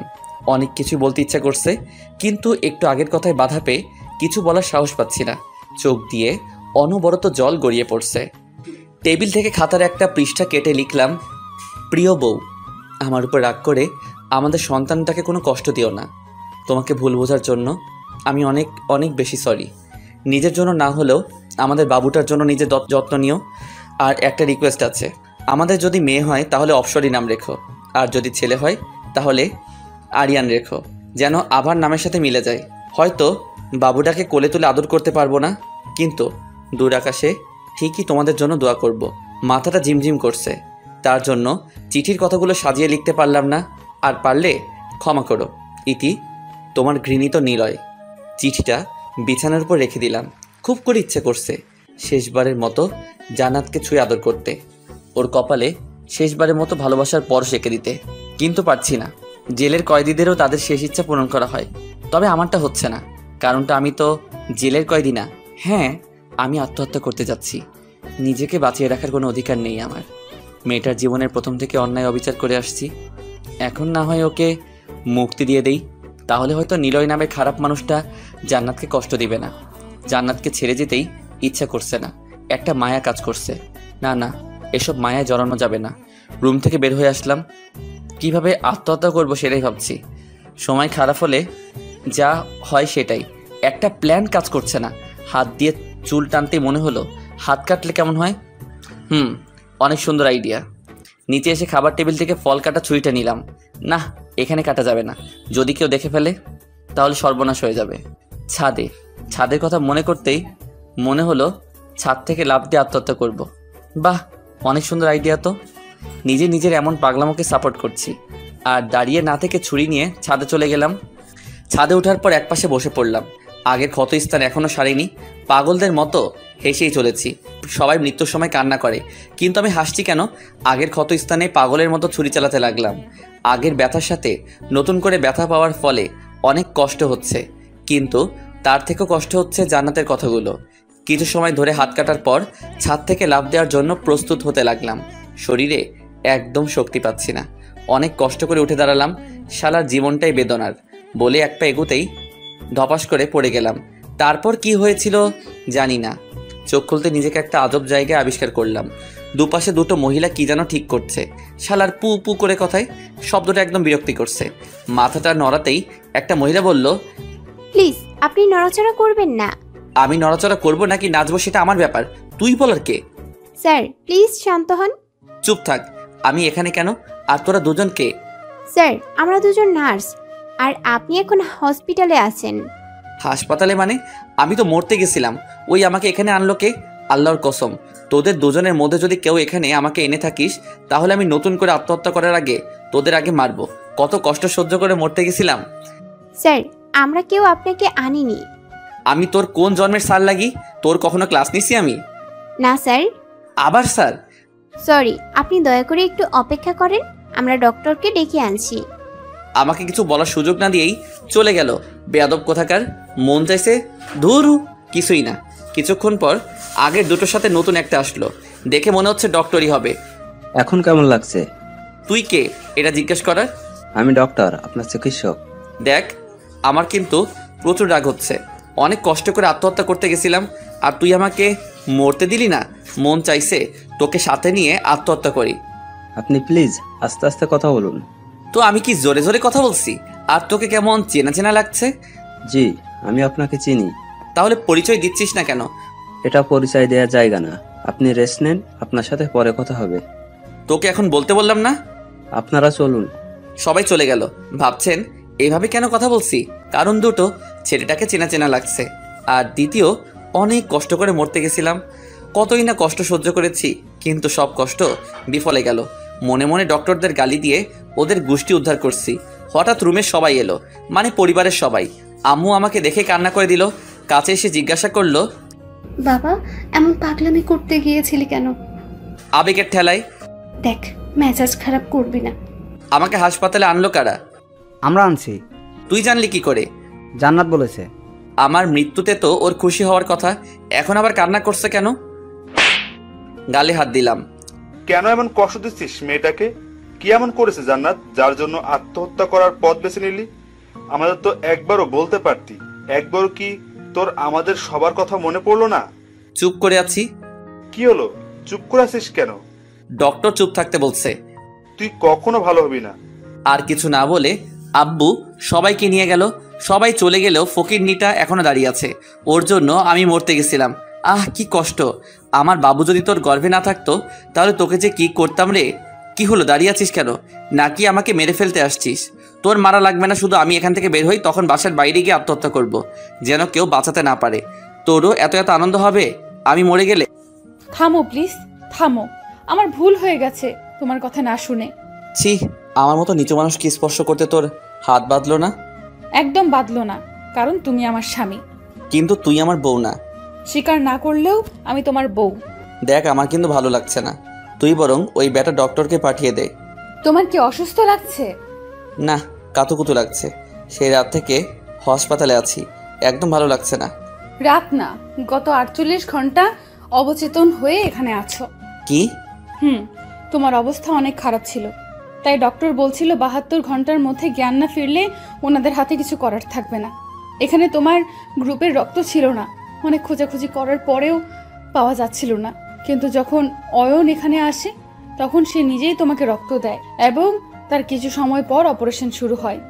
অয়নকে? ওই ডাক্তারটা। ডক্টরের নাম অয়ন তুমি জানলে কি করে? কারণ আমি রুবেল ভাইয়ার ছোট আন্টির ছেলে, যার সাথে আপনার বিয়েতে পরিচয় হয়। তুই সেই অয়ন? সরি, তুমি? তুই করে বলাতেই খুশি হচ্ছিলাম।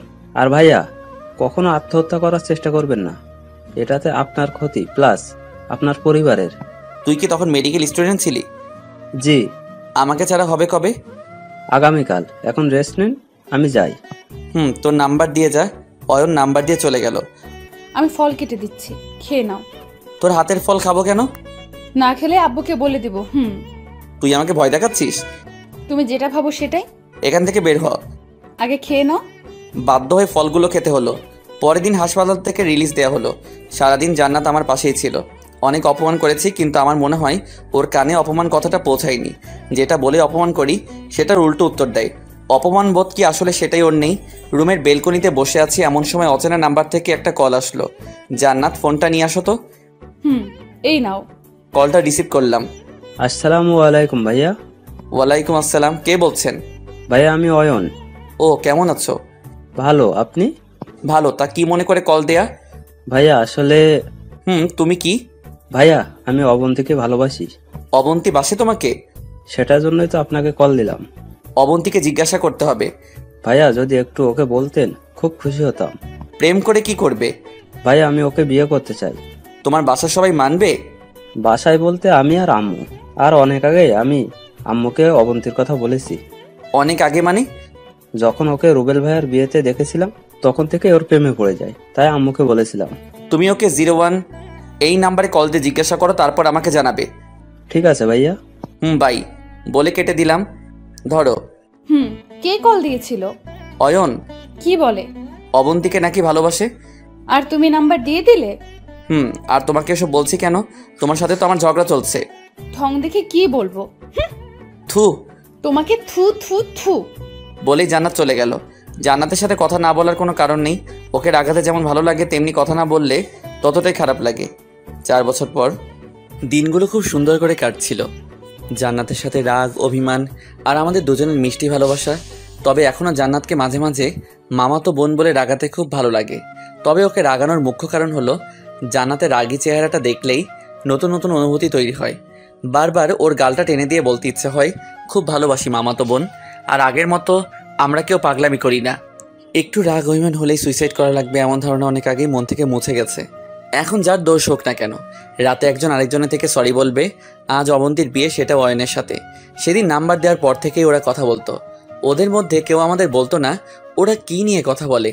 আর এটা নিয়ে আমিও কিছু বলিনি, কারণ অয়নকে প্রথম দেখার পরেই ছেলেটাকে খুব ভালো মনে হয়েছিল। মাঝে মাঝে রুবেলের থেকে শুনতাম ছেলেটা কেমন। আজ থেকে 1 সপ্তাহ আগে অবন্তী সবাইকে অয়নের সম্পর্কে বলল। সবাই রাতের খাবার খাওয়ার জন্য টেবিলে বসে আছি। তখন অবন্তী বলল, আব্বু কিছু কথা ছিল। হ্যাঁ মা বল। আসলে আব্বু আমি একজনকে ভালোবাসি। ভালোবাসিস? হ্যাঁ আম্মু। নাম কি তার? অয়ন। এই অয়ন আবার কে?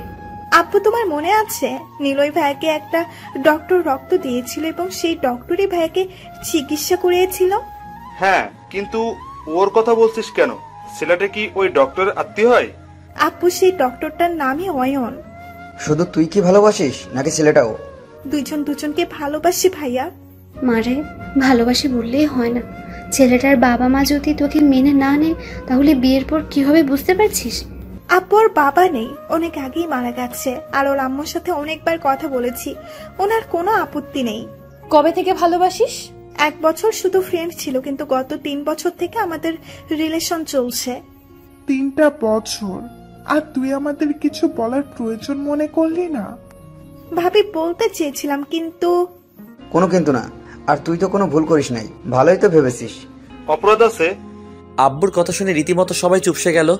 অবন্তী ভয়ে চুপটি করে বসে রয়েছে। সবাই মাথা নিচু করে ফেলছে, কারণ আব্বুর মুখের উপর কিছু বলার সাহস এই বাসার কারো নেই। অনেক বড় অপরাধ আছে। আব্বু, আমি কিছু জানতে চেয়েছি। কি বলছো এসব তুমি? ঠিকই বলছি। অবন্তী যেহেতু অপরাধ করেছে, শাস্তি ওকে পেতেই হবে। তোমার কি মাথা খারাপ হয়ে গেছে? মা, তুই রুমে যা, আমি তোর জন্য খাবার নিয়ে যাচ্ছি। অবন্তী কিছু না বলে দাঁড়িয়ে গেল। বস এখানে। অবন্তী দ্রুত বসে গেল। অপরাধ তুই করেছিস, যার শাস্তি হিসেবে 1 সপ্তাহ পর তোর আর তোর ওই ডক্টরের বিয়ে। এখন সবাই হ্যাপি? আব্বুর কথা শুনে সবাই খুশি হলেও কিছু বলছে না। মানুষ অনেক বেশি হ্যাপি হলে যেমন চুপ হয়ে যায়, ঠিক সেরকম অবন্তী দৌড়ে গিয়ে আব্বুকে জড়িয়ে ধরল। থ্যাংক ইউ আব্বু। হয়েছে, এবার বাসায় খাওয়া। ঠিক তার পরের দিন অয়নের আম্মুর সাথে কথা বলে বিয়ের দিন তারিখ ঠিক করা হয়। নিচে বসে এসব কথাই ভাবছি, হঠাৎ আরিয়ানের কথাতেই বাস্তবতায় ফিরলাম। পাপা, ও পাপা। হ্যাঁ বলো। আমি সেই কখন থেকে তোমাকে ডাকছি। এবার বলো, কেন ডাকছো? তুমি তৈরি হবে না? কেন তৈরি হব? বাসায় বিয়ে তাই। বাবা, আমার আজ অনেক কাজ রেডি হলেও ড্রেস নষ্ট হয়ে যাবে। তুমি বরং আপুর সাথে খেলা করো। ওকে পাপা। আরিয়ান আবার কাছে চলে গেল। হ্যাঁ, আমাদের ছেলে সন্তান হয়েছে। আর নামটা তো জানতে পারলেন? আরিয়ান। অফিসে বসে কাজ করছিলাম, এমন সময় ভাইয়া কেবিনে আসলো। নিলয়, দ্রুত হাসপাতালে চল। কেন, কি হয়েছে? জান্নাতকে হাসপাতালে নেওয়া হয়েছে। তখন ভাইয়াকে আর একটাও প্রশ্ন করিনি, যত দ্রুত সম্ভব হাসপাতালে চলে আসলাম, যেখানে জান্নাতকে আনা হয়েছে। হাসপাতালে আসতেই দেখলাম সবাই থিয়েটারের বাইরে বসে আছে। সবার মুখ ফ্যাকাশে দেখাচ্ছে, সবাই চিন্তিত। আমাকে দেখে আব্বু আর শ্বশুর মশাই এগিয়ে আসলো। ডক্টরটা বের হয়নি। চিন্তা করিস না, আর একটু শান্ত হয়ে এখানে বস, একটু পরেই হয়তো ডক্টর বের হবে। আব্বু, তোমাকে কি করে বলবো আমার মনের ভিতর কি বয়ে চলেছে? অজানা একটা ভয় কাজ করছিল। সব রকম আজে বাজে চিন্তাভাবনা মাথায় ঘুরপাক খাচ্ছিল। আমার জান্নাতের কিছু হয়ে যাবে না তো? শুনেছি ডেলিভারি করার সময় মা এবং সন্তানের অবস্থা খারাপ হয়, কখনো কখনো নাকি কেউ কেউ মারাও যায়। এ ধরনের হাজারটা আজে বাজে কথা মনে হতে লাগলো। মাথা নিচু করে বসে আছি। হঠাৎ রুমের দরজা খোলার শব্দ পেতেই সবার আগে আমি এগিয়ে গেলাম। ম্যাডাম, আমার স্ত্রী এবং সন্তান। আরে আরে শান্ত হন আগে। প্লিজ আপনি বলুন। আপনার ছেলে সন্তান হয়েছে এবং মা ছেলে দুইজনেই ভালো আছে। আমি কি দেখা করতে পারি? হ্যাঁ, একজন একজন করে। ধন্যবাদ। তিনি চলে যাওয়ার পর একে একে সবাইকে রুমে পাঠিয়ে দিলাম। সবার শেষে আমিই যাব, কারণ শেষে গেলে সময় মতো বের হওয়া লাগবে না। সবার দেখা শেষ। নিলয়, এবার তুই যা। সবাই দেখেছো? হ্যাঁ। ঠিক আছে। রুমে ঢুকে দেখলাম আমাদের সন্তানটাকে দোলনায় শুয়ে রাখা হয়েছে, আর জান্নাত ওর দিকেই তাকিয়ে আছে। আমাকে এখনো খেয়াল করেনি। একদম তোমার মতো কিউট হয়েছে, তাই না? এত দেরি করলে কেন? ইচ্ছে করেই শেষে এসেছি। কেন?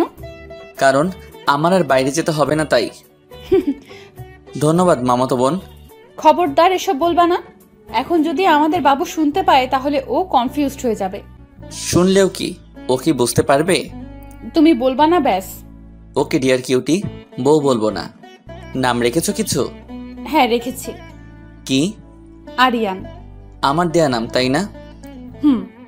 বর্তমানে আসা যাক এখন। ভাইয়াকে সাথে কাজের লোকগুলোকে সব বুঝিয়ে দিচ্ছি কখন কি করতে হবে। প্রায় বর আসার সময় হয়ে গেছে। ভাইয়া তুই এখন রেডি হয়ে নে। তুই হবি না? বরপক্ষ আসলে রেডি হয়ে নিব, তখন না হয় তুই এদিক দেখিস। ঠিক আছে, তুই থাক, আমি আসছি। ভাইয়া চলে যাওয়ার কিছু সময় পর বাসার এদিক ওদিকে সব অতিথিদের সাথে টুকটাক কথা বলছি। হঠাৎ সিঁড়িতে চোখ আটকে গেল। নীল শাড়ি, সাথে ম্যাচিং ব্লাউজ, খোলা চুল, ঠোঁটে হালকা লাল লিপস্টিক, কপালে নীল টিপ, আর হাতে হরেক রকমের চুড়ি, যেটা দেখতে একদম নীলপরি মতো লাগছে। এ যেন দুধে আলতা। বুঝতেই পারছেন এটা আর কেউ না, এটা জান্নাত। জান্নাতের দিকে তাকিয়ে আছি। আগেই বলেছি ওর চেহারায় দেখলে একটা মায়া কাজ করে, শুধু দেখতে ইচ্ছে করে। কি দেখছো এভাবে? আমার বউটাকে। আগে দেখো নাই? কিন্তু এত সুন্দর করে তো সাজনি, তোমাকে পরীরা দেখলেও হিংসা করবে। অনেক সুন্দর আর কিউট লাগছে। থাক, আর পাম দিতে হবে না। সত্যি বলছি। এসব বাদ দাও, এখন চলো। কোথায়? রেডি হবে, কিছুক্ষণ পর বরযাত্রী চলে আসবে। ভাইয়া আসুক তারপর যাব। ভাইয়া রেডি হয়েছে। দেখছি না তো। এই দেখো, উপরে আব্বুর সাথে কথা বলছে। চলো। নিচে না থেকে রুমে চলে আসলাম। তুমি ফ্রেশ হয়ে আসো, আমি ড্রেস বের করে রাখছি। ওকে। বাথরুম থেকে ফ্রেশ হয়ে আসলাম। এটা কেমন? তুমি যে কালারের ড্রেস পরেছো আমি না বললেও তুমি জোর করিয়ে ওই কালারের ড্রেস পরিয়ে দিবা, তাই জিজ্ঞেস করছো কেন? বাহ, আমার বরটার মাথায় তো খুব বুদ্ধি আসছে এখন। তোমার থেকেই শিখছি। ঢং। আরিয়ান কোথায়? আভার সাথে। অবন্তীকে সাজানো হয়েছে অনেক আগে। ওকে সাজানোর পরে আমি রেডি হয়েছি। ও দেখো, এই ঘড়িটা পরবে, বুঝলে? হঠাৎ করে বাইরে থেকে বর এসেছে আওয়াজ পেলাম। তাড়াতাড়ি রেডি হও। হচ্ছি তো। রেডি হয়ে দুজন নিচে আসলাম। বরপক্ষে সবাই চলে আসছে। সামনে এগিয়ে যেতেই রুবেলের সাথে দেখা। কি বস, কেমন আছিস? আরে সালা, কতদিন পর দেখা। এই তো ভালো আছি, তুই কেমন আছিস? এই তো ভালো। অনেক চেঞ্জ হয়ে গেছিস দেখছি। তুইও কম না। জয়, রাহুল, রাফি এদিকে আয়। হ্যাঁ বল। এই যে দেখছিস, ও হলো রুবেল। সবার সাথে পরিচয় করিয়ে দিলাম। ভাই, আপনার বিয়েটা নাকি নিলয় করিয়েছিল? হ্যাঁ একদম ঠিক। তারপর সবাই মিলে কিছু সময় আড্ডা দেওয়ার পর ঘুরে ঘুরে বাসার সব কাজ দেখতে লাগলাম। সব নিয়ম মতো মেনে বিয়েটা করানো হলো। এখন বিদায়ের পালা। বুঝতেই পারিনি পাগলিটা মনের মধ্যে কতটা জায়গা দখল করে নিয়েছে। শুরু থেকে কান্না করছে। আব্বু আম্মুকে ধরে কান্না করার পর আমার দিকে চোখ পড়তেই দৌড়ে এসে কান্না করতে লাগলো। আরে পাগলি, কান্না করছিস কেন? দেখ আমার দিকে তাকা। প্রতিটা মেয়ের জীবনেই এরকম হয়। তাদের পরিবার বলতে দুটো। এখন তুই অন্য পরিবারে যাচ্ছিস, তাই বলে কি কান্না করতে হবে? আর তোরা তো ভালোবেসে বিয়ে করছিস, তাই না? এখন যদি তুই কান্না করিস তাহলে সবাই ভাববে ভালোবেসে বিয়ে করেও কান্না করে বিদায় নিচ্ছে। এখন কান্না থামা। আমি বুঝতে পারছি বোন, তোর এখন ঠিক কেমন লাগছে। ছোটবেলায় মাকে হারিয়ে একাকী হওয়ার পর সৎ মায়ের অত্যাচার সহ্য করে বড় হয়েছিস। যখন তোকে বোনের পরিচয় দিয়েছিলাম, বিশ্বাস কর বোন, তোকে কখনো কুড়িয়ে পাওয়া বোনের মতো আচরণ করিনি। নিজের বোনের মতোই আগলে রেখেছি। এসব কথা মনে করতেই চোখ দিয়ে জল গড়িয়ে পড়ল। বোনকে বিদায় দেওয়ার সময় কেমন লাগে যাদের বোন আছে শুধু তারাই বুঝতে পারবে। অবন্তীর বিদায় সময়টা কোনো রকমে পার হয়ে গেল। এখনও আমার কানে স্পষ্ট শুনতে পারছি ওর ভাইয়া ডাকটা। মন খারাপ করে রুমে বসে আছি, এমন সময় জান্নাত রুমে আসলো। বসে আছো কেন, ঘুমাবে না? ঘুম ধরছে না, আমার পাশে জড়িয়ে ধরে বসলো। এই সময় সবার কষ্ট হয়, আমি বুঝতে পারছি। তুমি অবন্তীকে সব থেকে বেশি মিস করছো, কিন্তু কি করবে, এটাই তো নিয়তির খেলা।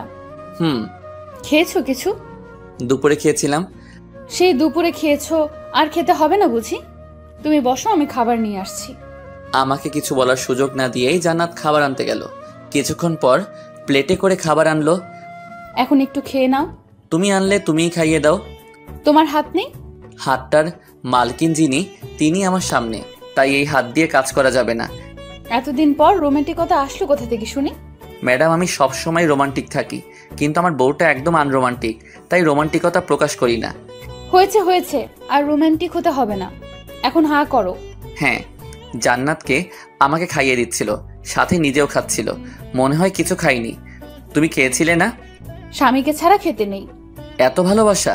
ভালো তো সবসময়ই বাসি, কিন্তু তোমার চোখে এই ভালোবাসাটা দেখতে পাও না। আমার কথা আমাকে ফিরিয়ে দিচ্ছ? জি ডিয়ার বর। খাওয়া শেষ হতেই জান্নাত প্লেটটা নিয়ে বাইরে চলে গেল। প্রায় 10 মিনিট পর রুমে আসলো। এত সময় লাগে আসতে? কফি বানাতে লেট হয়ে গেল। এত রাতে কফি কেন? দুজন মিলে গল্প করব, চলো। কোথায়? ব্যালকনিতে।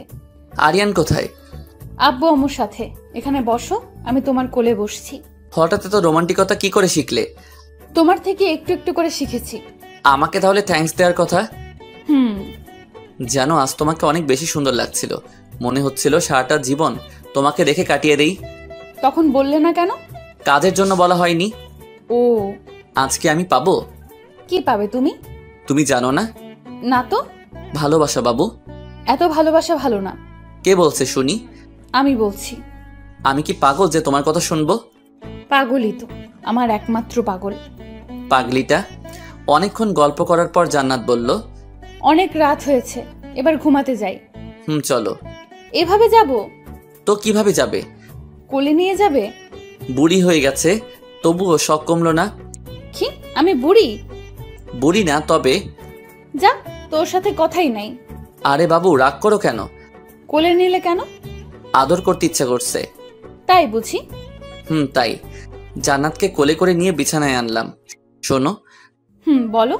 তোমার এই ঠোঁট থেকে একটু মধু দিবে? জান্নাত কিছু না বলে আমার ঠোঁটটাকে ওর নিজের আয়ত্তে নিয়ে চুষতে লাগলো। প্রায় 7-8 মিনিট ধরে কিস করার পর ছেড়ে দিল। এটা কি ছিল? ভালোবাসা। তাহলে আমিও একটু ভালোবাসা দেই বলে ওকে কিস করলাম। চলতে থাকলো আমাদের ভালোবাসার খেলা। কেউই এই ভালোবাসায় বারণ করছে না। কিছু সময় এভাবে চলার পর বললাম, এবার গভীর ভালোবাসা উপভোগ করি। যাও, আমার বুঝি লজ্জা লাগে না? বাব্বা, আমার লজ্জাবতী বউরে। চলে গেলাম আমাদের ভালোবাসার স্বপ্নে। এই নিয়ে আপনাদের বলা যাবে না, তবে এইটুকু জেনে রাখুন যে নতুন একটা আরিয়ানের মতো বাবু বানাতেই কাজ করছি। দুজনের মনের ইচ্ছা মতো চলতে থাকলো। জান্নাত শুয়ে পড়েছে আমার বুকের উপর মাথা রেখে। জান্নাতের কপালে একটু ভালোবাসার পরশ এঁকে দিয়ে জান্নাতকে জড়িয়ে নিয়ে ঘুমিয়ে গেলাম।